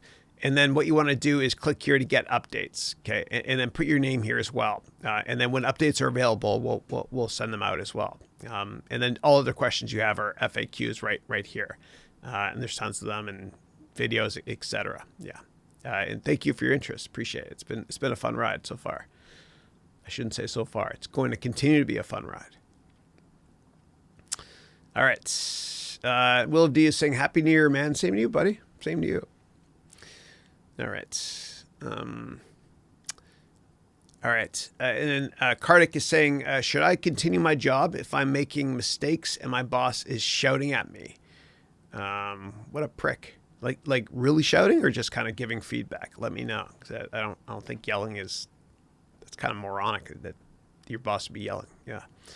So I think in order to keep your job, what you should do is, and this is a generic answer, it goes out to everybody, as with all answers. I think you got to sit down with your boss every 3 months and ask her or him for feedback. How am I doing? And if you do that, they will tell you what you need to do to keep your job, right? They won't say it like that. But you've got to adhere to that. And then during that meeting, you could tell them, you could say, if it's true, I really enjoy the team we work on. We've done great things. And I want to ask you, what would it take for me? What do I need to accomplish? Or what value do I need to add to the team in order to be able to make it to the next level, to get a promotion? And they'll tell you. And then once you do all that stuff, then during that once a quarter meeting, once every 3-month meeting, if your boss is in a good mood, you could say, I've done all of this. And I'd love to be considered for a promotion. Thank you. And there's other ways to ask for a raise too. You can say, it's really expensive raising a family here in whatever city you're in. And so I just have to be mindful of expenses and whatnot. And I want to provide my family with the best opportunities I can, best standard of living. And I'd love to ask if what would I need to do to get a raise, or a promotion? What criteria would I need to fill? Yeah. But if your boss is literally yelling, which has happened to me before, bastards, I remember that. But I'm glad it happened to me in hindsight, because it pushed me to get a much better job and all that good stuff. Yeah. But if that's happening, then you gotta find another job, or always have a plan B. And if you ever get calls from headhunters or recruiters, always take those meetings, please. Always. I want you to be loyal to your family first, yourself second, and your company third. Because the companies that you work for, it doesn't matter how great they are. When push comes to shove, when we enter a recession, companies, they have to let people go. And they always overfire. They cut into muscle. And so, their plan B, if it's a recession, is to, cut people, maybe you as well. So your plan B should be similar. Get another job. Just in case. Always have a plan B while you work for other people. Yeah. All right. La prochaine question is Shek. Hey, Shek, how are you? Welcome to the call. First time I've seen you here. I hope you'll join us again. Thank you. And so Shek is saying, hey, it's really my pleasure to listen to you from Bangladesh. Thank you. Appreciate that. And welcome. And the person that makes the cover of all my books, like this one here, I didn't write that one, but this one here and all the other ones is somebody from Bangladesh. And I use Fiverr.com. That's Fiverr.com. And the person that makes all my covers of my books is UltraCon22. from Bangladesh, and she's great. She's great. Thank you, and welcome. And then you wrote here, I love how you talk. Oh, thank you. How you present things, and then thank you. I appreciate that. Thank you. Recently, I got failed, and just before that, I heard your word, embrace your failure, and that helped. That helped. Thank you. Thank you. Yeah. I mean, I don't think we'll ever.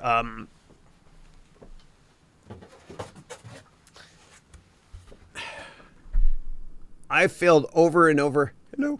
Over and over and over again, and that's it in my life, and that's why I succeed. That's Michael Jordan. We will never amount to anything in life without embracing failure. Everybody that's become successful has failed a lot, probably more times than all of us combined. That's how they got there. They took risks, and you might look back one day, Shek, and think to yourself, I'm so grateful to God for that event. And you won't understand it right now.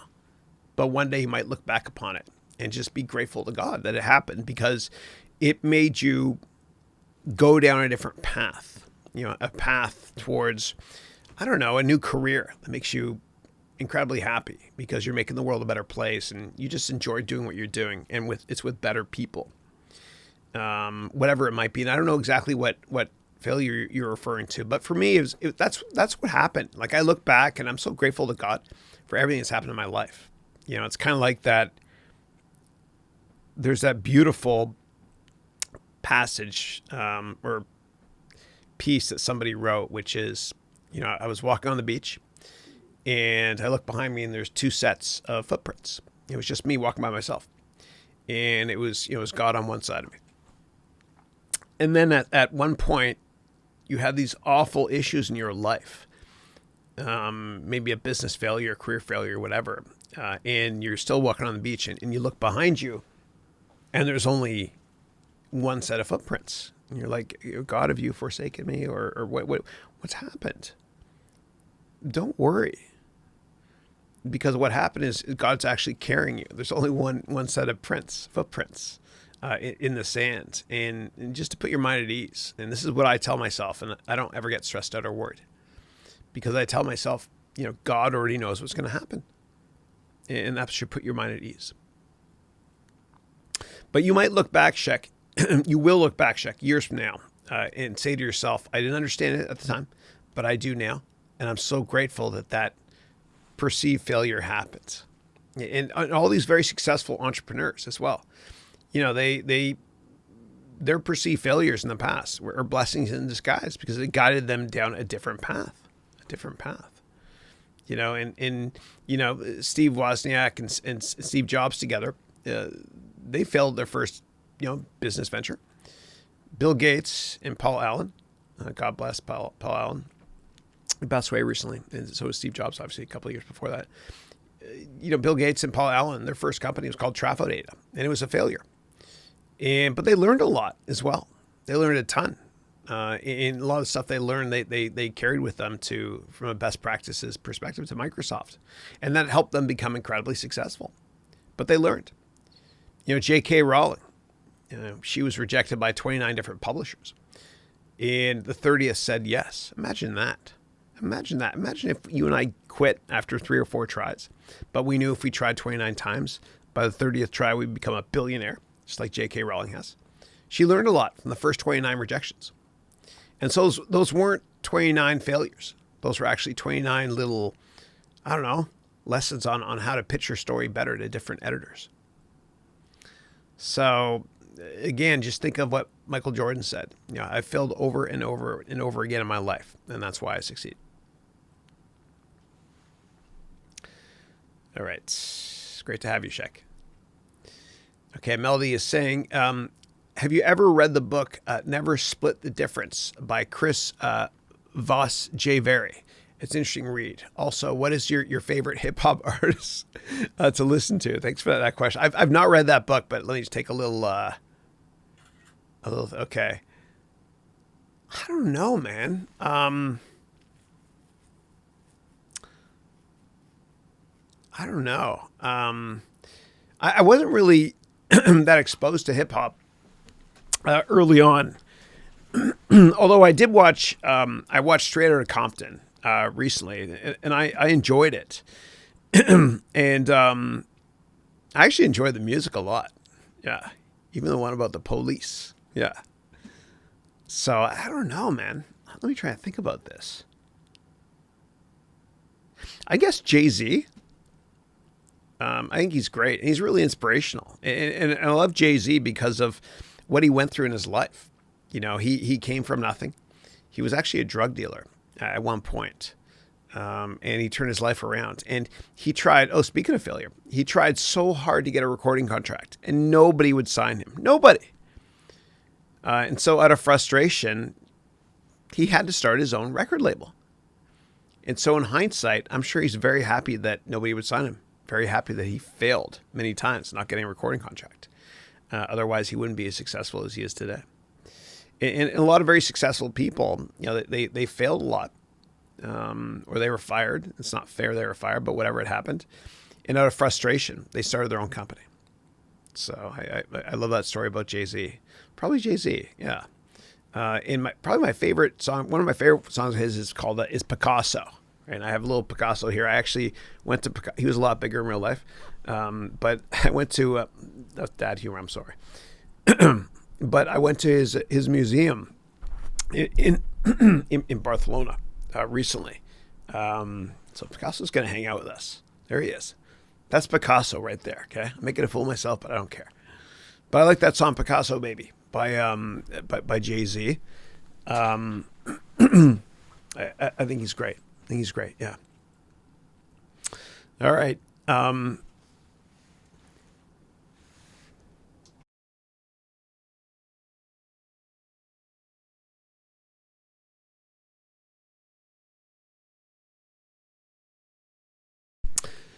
don't know how musicians do it. Like they go on tour and their voice goes like it's tough. It's tough. Yeah. That's why I have this cup that heats up my coffee automatically here. But yeah. All right. Next up is Melody saying, "Oh, okay. So you're saying never split the difference." Oh, the book is about a former FBI agent that uses negotiation tactics in business. Interesting. That's interesting. Oh, I love that. Oh, I gotta take a and I already took a screen print of that, but I gotta remember that one because I love that sort of thing. And when I worked at a big hedge fund, the billionaire founder hired a 25-year FBI and CIA veterans to teach us how to tell if someone's lying, which helps a lot in business, actually. Yeah, but I love that stuff. Thank you for that. All right. And then it's okay. Melody's saying, "Did you exercise today?"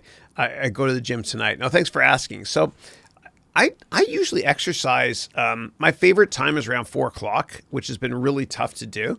And today, actually, after the MBA degree office hours call is done at 2 p.m. or whatever it is, I'm going to be recording about 5 hours worth of lectures for mid-January, late January. I'm trying to get way ahead here. And so the gym for me is going to have to be, at around 7:00 tonight. Yeah. And what I'll do is I'll do it in the garage. And I only have vlogs that are scheduled through tomorrow, January 3rd. So I'm going to have to do a bunch of vlogs on my laptop, which I love doing. It's fun. I get to be creative, right? So I'll do that from 7 to 9 tonight, and that will get my 10,000 steps in. Currently, I only have, less than 1,000 steps, right? So yeah, I got to do that. Yeah. And my son, Andrew, we have a new rule, which is whenever he does weights in the garage, I have to go with him. I have to drop everything, unless I'm in session or something. Yeah. And my goal is 20,000 steps per day, which you and I both know means 10,000. Yeah. But I will get it in tonight, though. Every day. Yeah. And I do that daily, the one pager, which I've showed before. You can get this from harounventures.com/schedule, all lowercase. And I'll fill this. I filled this in, but I have a kind of a more higher end version for my MBA, whatever, students that I'm using now. And I've got it on my iPad, which is upstairs. but it's fun. It's actually fun. And it's gamification too, because at the end of the day, I score myself too. Did I get my 20,000 steps in, which means 10,000? If not, I take 5% off or 10%. Did I, say prayers? And if not, that's higher percent off, whatever. Did I spend time with family? Yes or no? Did I exercise? Did I eat the right things? Did I drink enough water? Which I never do, which is probably why my voice goes sometimes. All right. But I think that like a lot of men have heart attacks when they play golf first thing in the morning. And I think it's because like, I don't think that working out first thing in the morning is right, especially when you get older like me. I think the best time to do it is late afternoon, 4-ish. It just feels right for me. And I got to be careful not to do it too late. Like 7 is kind of pushing. Otherwise, I might have problems sleeping. But I think late afternoon is always the best time, for me at least. I do what works for me. And then Juan David. Oh, Juan David, how are you, man? I was thinking of you the other day. Is right. He wrote, "Happy New Year, Chris. Wishing you the best for you and your family." Thank you. And Juan, is your book out yet? Because I want to buy it. And for those of you not familiar with Juan, he has an unbelievable story. So, and you have to read his book to get more.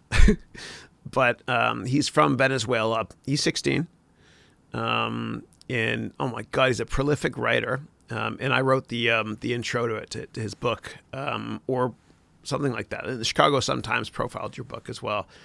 But he's from, he inspires me big time. He's from Venezuela, had a tough upbringing, but he and his mom and his family came here to Chicago. That's where he lives. And he's got huge aspirations and very, very positive thinker as well. And the crux of his book is, how to have a positive attitude despite a difficult background. And you inspire me, Juan. So welcome back. All right. And then next up, we got Kartik.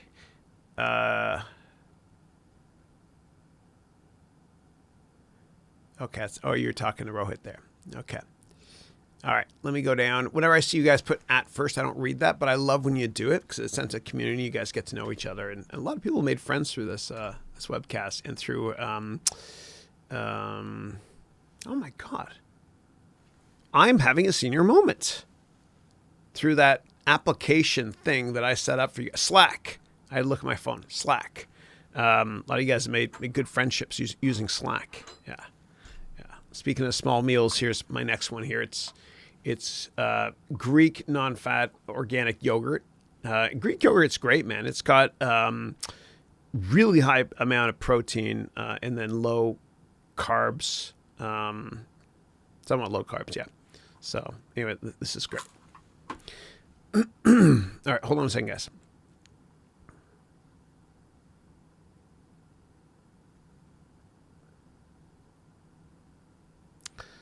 All right. It was just one of my employees asking, call me when you're up today. I'm up. Okay. And Melody is saying, what is the best productivity app you ever used? I'm looking for an app that makes lists within lists. I didn't even know this existed. Yeah. So I customize my own Melody, and you can do it as well. And let me see if I can open up a version of the customized thing I made. So what I recommend doing is starting to create your own PDFs. Okay, and anybody can do this. I know it sounds out there, but let me open this up here. And I just gotta make one little change because there's a password that I have to delete here. Hold on a second. So sorry, guys, but I want to show this to you as well. Actually, I'll just scroll up so you don't see it at all. Hold on. Okay, good. Yeah, and I'll share the screen with you in a second. Hold on. Screen. Okay, good. Yeah. All right. So what I recommend doing is, and I created this in PowerPoint as well. And this is for my my MBA, pardon me, degree students. But this is the daily schedule I use. Okay. And you said, speaking of an app that works for you, no app has made me more productive, but this one pager has. And this is just for my students that they'll click here what classes they're going to do this week or whatever it is, or did you finish homework? And your most important North Star goal is here, personal goals. And then what are you going to accomplish here? And then at the end of the day, and I'm so sorry you won't be able to see the bottom right hand corner because I'm in the way. Actually, what I'll do is let me get out of the way completely so I can show you. Okay, there we go. It's right down here at the bottom. Whoops. At the very bottom, if I can do this right this time.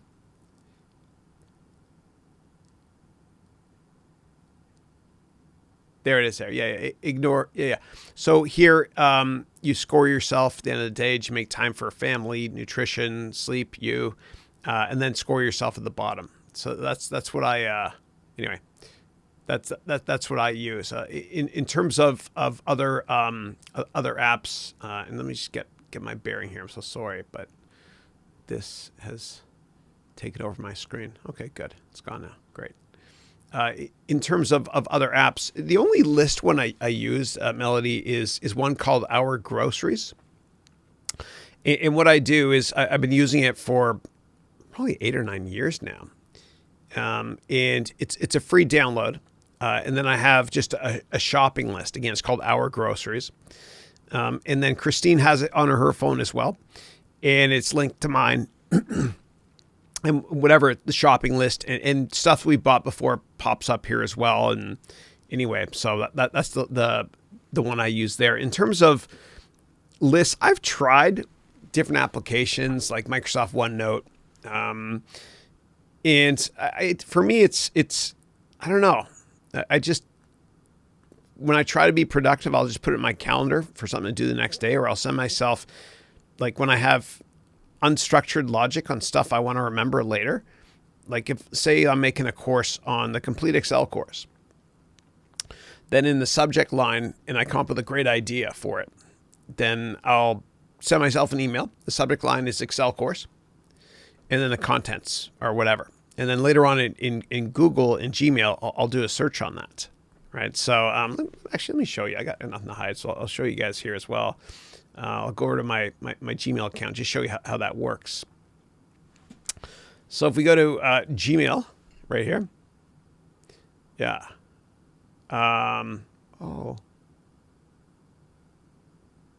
Okay, sorry. Something my parents, sorry about that. But if I do a search here in my emails, I'll do an advanced search. The subject, I'll write the word MBA because it was MBA ideas. And it's from me. And I'll do a search, and a lot of the stuff here in the MBA, in the title is to-dos for me, right? So I can also do it complete video course. I was making here we go, yeah. So I was making a course a while ago last year called the complete video course, and I started working on it in March, and then I finished it. I think we published it in October, whatever. And I actually called it something different. I called it Video Production Masterclass, the complete course. But every time I came up with an idea, I'd email it to myself in the subject, add to CVC course. And Melody, I know you're making courses now too. And for those of you not familiar with Melody, she's a teacher as well. So for example, this one here, and I'd click on it. And what was this again? I don't even know it. Oh, this here is to remind me. Oh, yeah. I was watching How to Light an Interview. And this here is just the lighting on one side. And this is just a note for myself. Different lighting. So anyway, that's what I do. I do a lot of that. So I also had it for YouTube course, I think, as well. And so I was making another course last year called the Complete YouTube Course. And so whenever I had ideas, it was in here. So for example, this one here, I have no idea what this is. Oh yeah, I was learning about fonts, which fonts to teach students to use and not to teach. And by the way, if you're interested, you should always use fonts that are called sans serif. Never use serif fonts. And you'll see it sometimes in Word or PowerPoint or whatever program you're using, the option of a serif font and sans serif. And serif means a squiggly line. And so serif fonts are ones that have squiggly lines on it, which are hard to read. And so I always recommend using sans serif ones. And sans, S-A-N-S, is French for without. So without serif. So anyway, a little off topic there, but that's how I organize my life, sort of. All right. And Omar is saying, hey, Chris, I'm in New York. I purchased a lot of your Udemy courses. All brilliant. Thank you, Omar. Appreciate that. Thank you for telling me where you're based, too. I'm always curious where people are. Thank you. Thank you. And I have more people that follow me on the coast of the United States, like in LinkedIn or whatever, because I lived in New York and San Francisco. And when I started a lot of companies, when I was working for other people, I would only advertise in Middle America because no one knew me there. And the same thing overseas. I remember I had a big advertising campaign in Pakistan just to see if business models would work or wouldn't work. Yeah. But thank you very much for that kind of feedback. Appreciate that. Thanks. All right.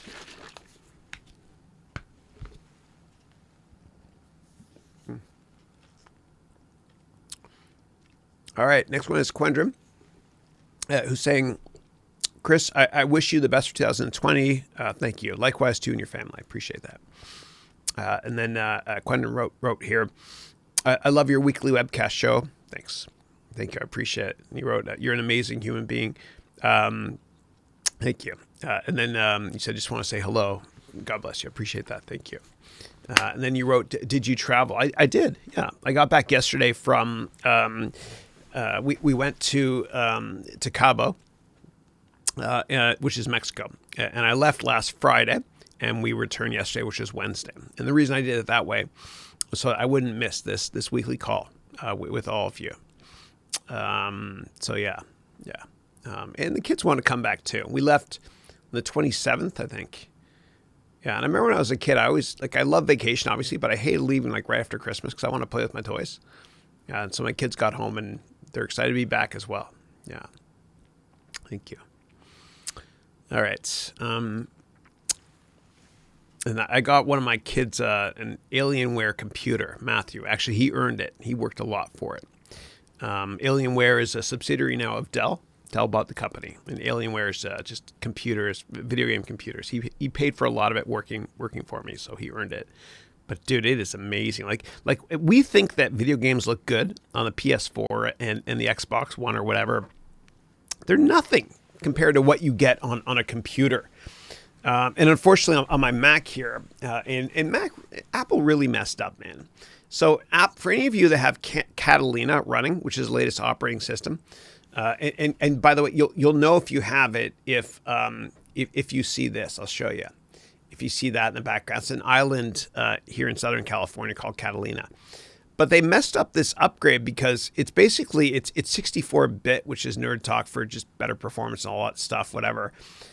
And all apps or applications that are 32-bit don't work in Catalina, including my favorite game ever, which is SimCity. Kills me. They'll make an update to it soon. But if you want games and you're on Apple, you're SOL. You're out of luck. But computer games on Windows, oh my, dude, it's incredible, these games. Like, if you get a chance, do a search online if you're a gamer. I know you've already done this.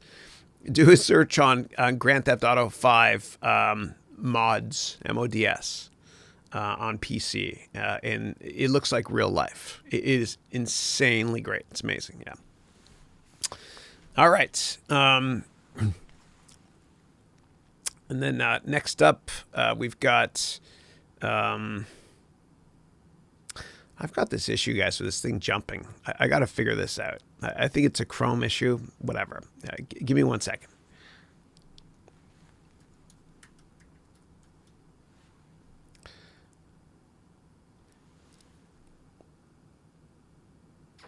Oh, here we go. Okay, I'm good. Yeah. All right, the Willa D, who's from Morocco in the house.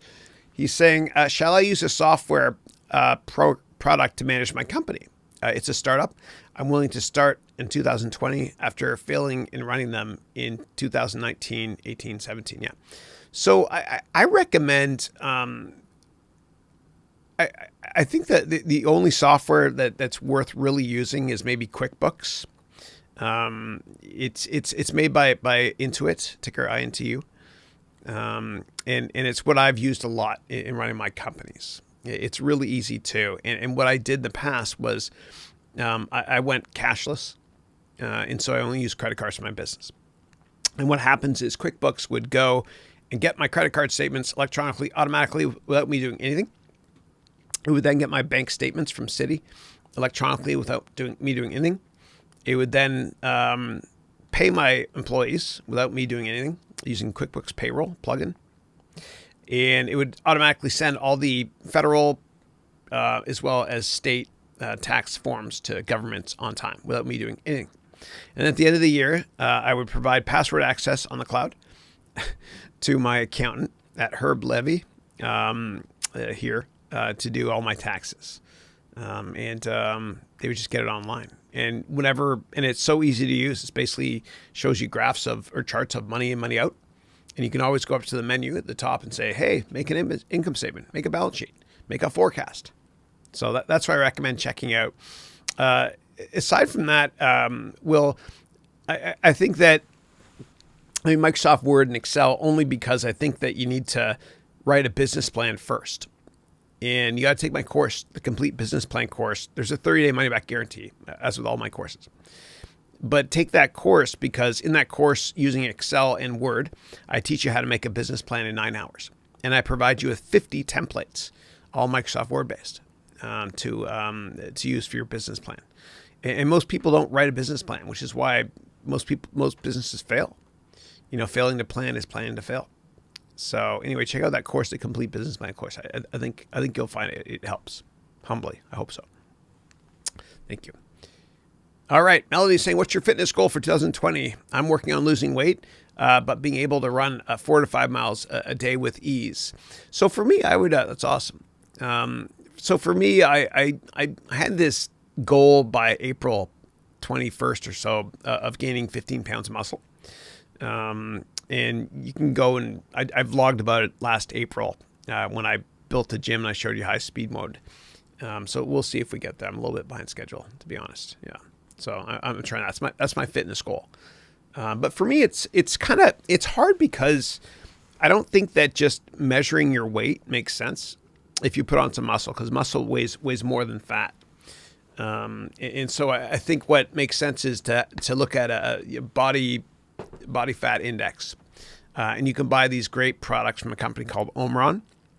For like $20, you can buy this thing that as long as you're standing in bare feet and you hold it out in front of you, it'll measure your body fat. And I used to be at like 8%. Now I'm probably, 11 or whatever it is. But I think that's a better way to go, is to measure body fat percent instead of just losing pounds, because you might put on muscle if you're exercising as well. So, again, it's made by a company called Omron. They're dirt cheap, yeah.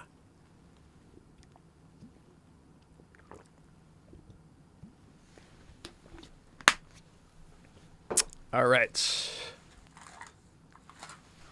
Couple of my vitamins. I have a drinking problem. Do you see that? It spilled everywhere. It's all right. That's why I wear a black shirt. You can't tell. All right. Okay.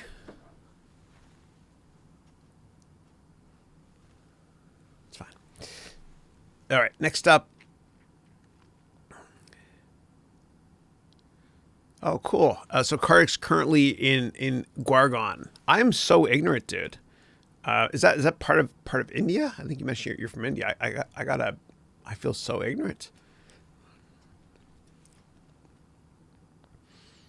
Oh, it is a city in India. Okay, cool. Just southwest of New Delhi. Oh, yeah. I've been in New Delhi. I gave a speech there. A company sent me there. And I loved it. And I remember when I was there, dude, I saw cows and monkeys walking around, and I loved it. It was just a love of life there. I loved it. Absolutely loved every second of it. It was very spiritual for me, too. It was beautiful, yeah. Let's learn more about where you're from. All right. It looks like Switzerland. Switzerland it's the Switzerland of India. So let me zoom out. A little Australia-ish too. There it is there. Okay, great. Very cool. Yeah. Nice. So I went to Mumbai down here and then here as well. That's awesome. Very cool. Very cool. God, there's so many places I haven't been to. All right, cool. Well, thank you for telling me where you're from. And I asked earlier, if when you guys ask questions, if you want, you can share with me where you're from as well. Sorry, I got a beep here. I got cameras everywhere now. You don't know why, but yeah, we're safe. Everything's good. All right. All right, cool. And Apps Sing is saying, literally fighting with procrastination. Any quick fixes? Yeah, there's a great book called How to Stop Procrastinating, which I started, but I never finished it. Okay, next question we've got is, I'm just kidding, joking. No, so so what I would say with procrastination is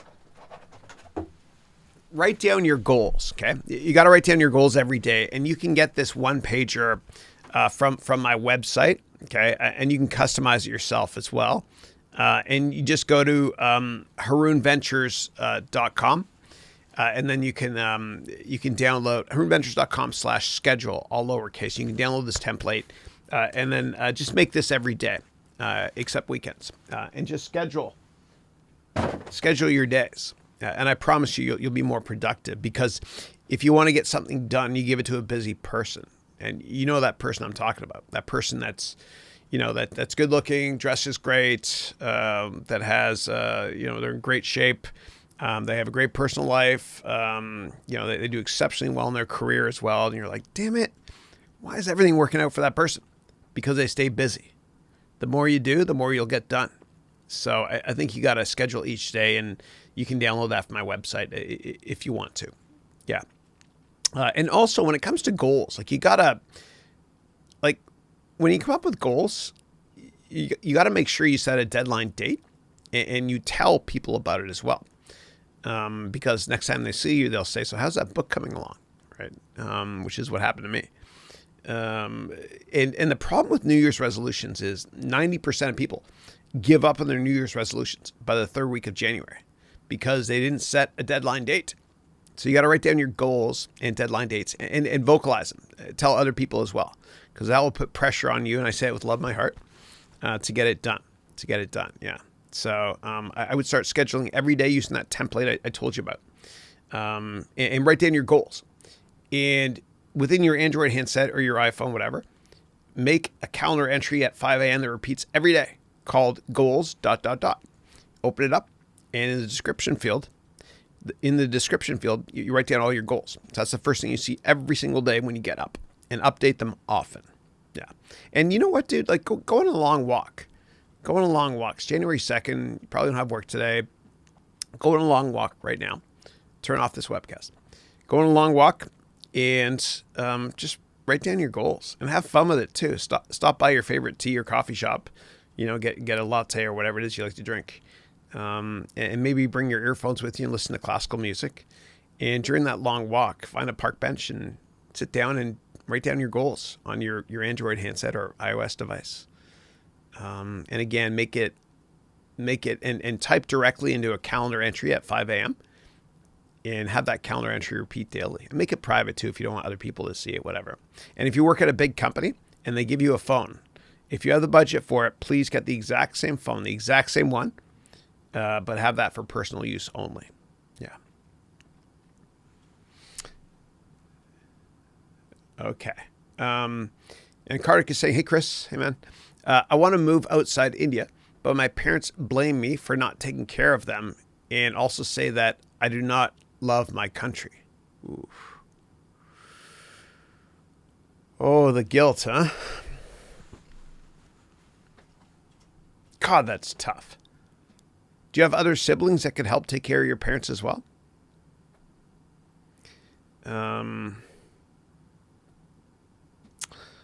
Oh man, that's a hard one. That's a hard one. I don't know what to say about that, because I don't know exactly what situation you're in.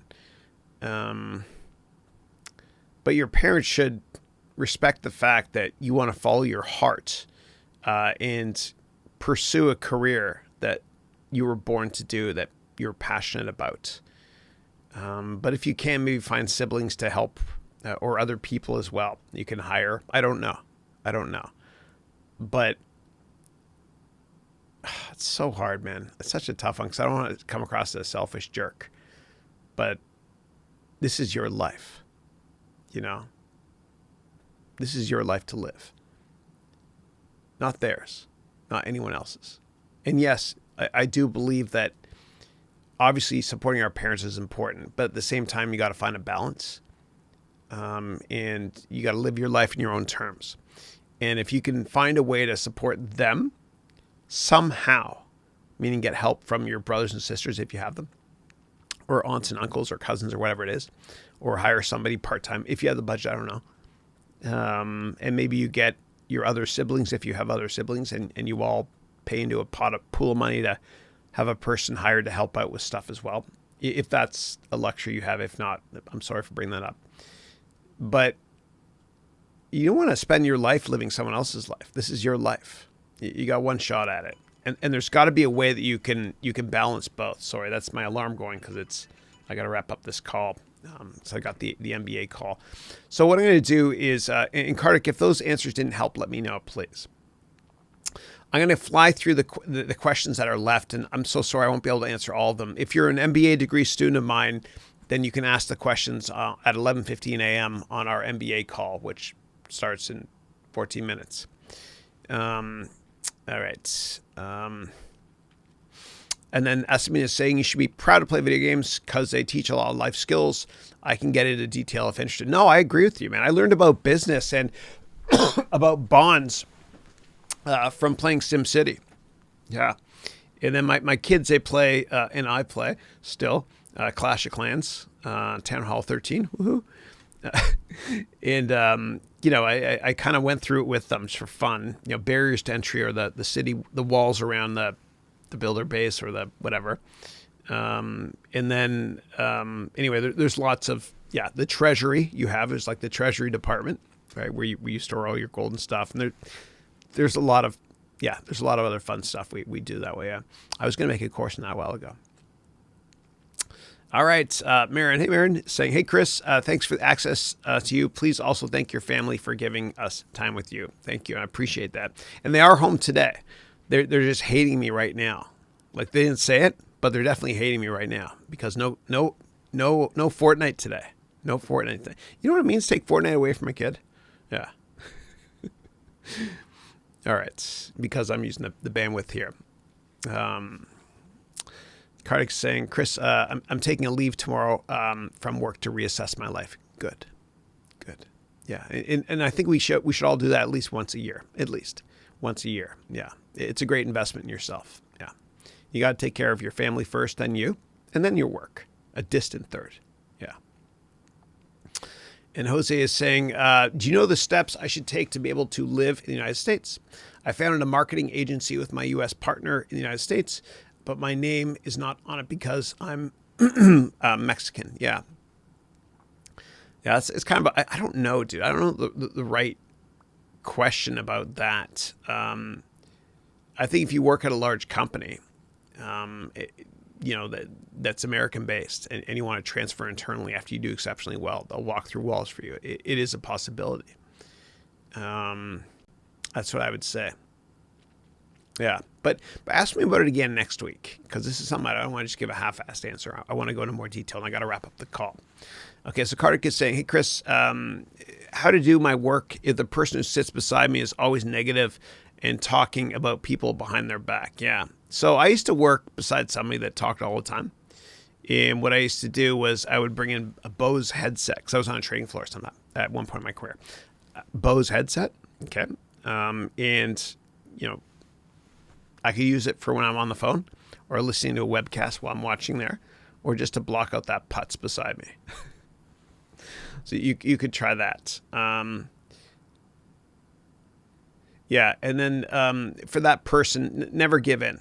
Like if they say something, like say they say something negative about somebody and they want you to comment as well so that they can quote you later. You just say 2 words. I understand. That's it. And anytime anybody gets into an argument with somebody and there's no logic there, and you don't want to get roped or pulled into their poisonous politics, say those 2 words. I understand. That's it. That's it. Yeah. All right. And then Asmin is saying, for the second class, you'll be starting, let me know, I want it. Or for the MBA program. Thank you. Yeah. And Asmin, just go to my my website and then just register there. And if you don't get an automatic response, let me know, please, because I'm in the process of paying a massive amount of money to get somebody to revamp the website so it's better than any other university on the planet. I'm not kidding. But I'm looking forward to having you join us at some point this year. Thank you. Omar saying, I went to Churchill's bunker and it's amazing. I loved it. Yeah.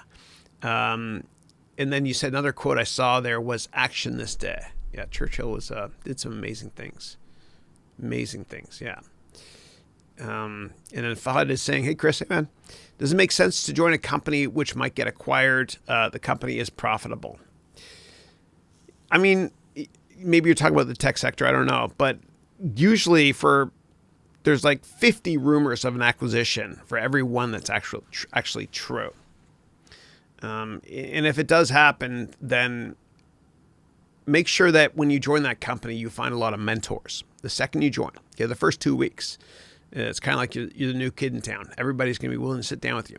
Mentor, get mentors, find people, and read my networking book. It's up on the shelf there. But just go to my website and then just download the networking book. It's free from there, and that'll help you out a lot. But make sure you come up with your 10-year goals, make sure you come up with your 10-year goals, and ensure that going to that company is going to help you get closer to your 10-year goals. And then Vipul has a question, and I'm so sorry I cannot answer that specific question. But thank you. All right. And Melody is saying,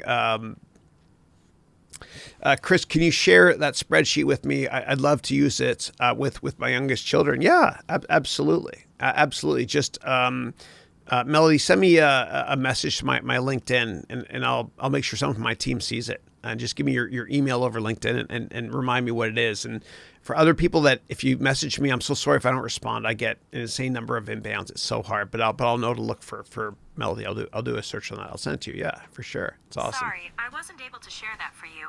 Oh, apparently Siri doesn't want me to share that spreadsheet with you. What is that, eh? Like, I don't know why that happens. You're not the boss of me, Siri, okay? Okay. And Stella's saying, according to Adam Grant, what we see is the first movers had a failure rate of 47%, compared with only 8% of the improvers, meaning second movers. Yeah. It's interesting. It's much easier to improve on somebody else's idea than it is to create something new from scratch. Do you also believe first movers has less virtue over improvers? For example, Facebook waiting to build social media after MySpace and Friendster, and Google waiting for years after Alta Vista, which was acquired by Compaq, which was acquired by HP, which is split up now. Yeah. Actually, Alta Vista. Yeah. Alta Vista actually was bought by Alpha, the Alpha chip company that Compaq bought. God, what a great question. Adam Smith, for those of you who don't know, is a famous economist. I think it makes sense to be first, but there are exceptions. There are exceptions. Yeah. Like McDonald's was the first notable restaurant or hamburger restaurant, for example. But both are, you bring up good points. And let's talk about that in more detail if you want on the MBA call coming up soon. And Gateway, Snoop was saying, was huge before Dell. It was founded by Ted Waite. I remember that. And I remember Gateway. I was in New York City, Upper East Side. I remember across the street at 87 and 2nd, there was a Gateway store. And it was always empty. But they did that before Apple. And then Steve Jobs said, we're going to start opening Apple stores. I was like, dude, why don't you learn from Ted Waite? Just wait. Don't do it. But obviously Jobs was right. Yeah. That's a great point, both of you there. All right, and I'm so sorry I can't even read the next questions. I got to jump to the MBA call. So if you have more questions, if you're going to join my MBA degree call, weekly office hours call for MBA students only, you can ask there. Otherwise, just ask the questions next week. And thanks again, everybody. I appreciate it. And if you subscribe to my vlog, I will see you mañana, which means tomorrow in Spanish.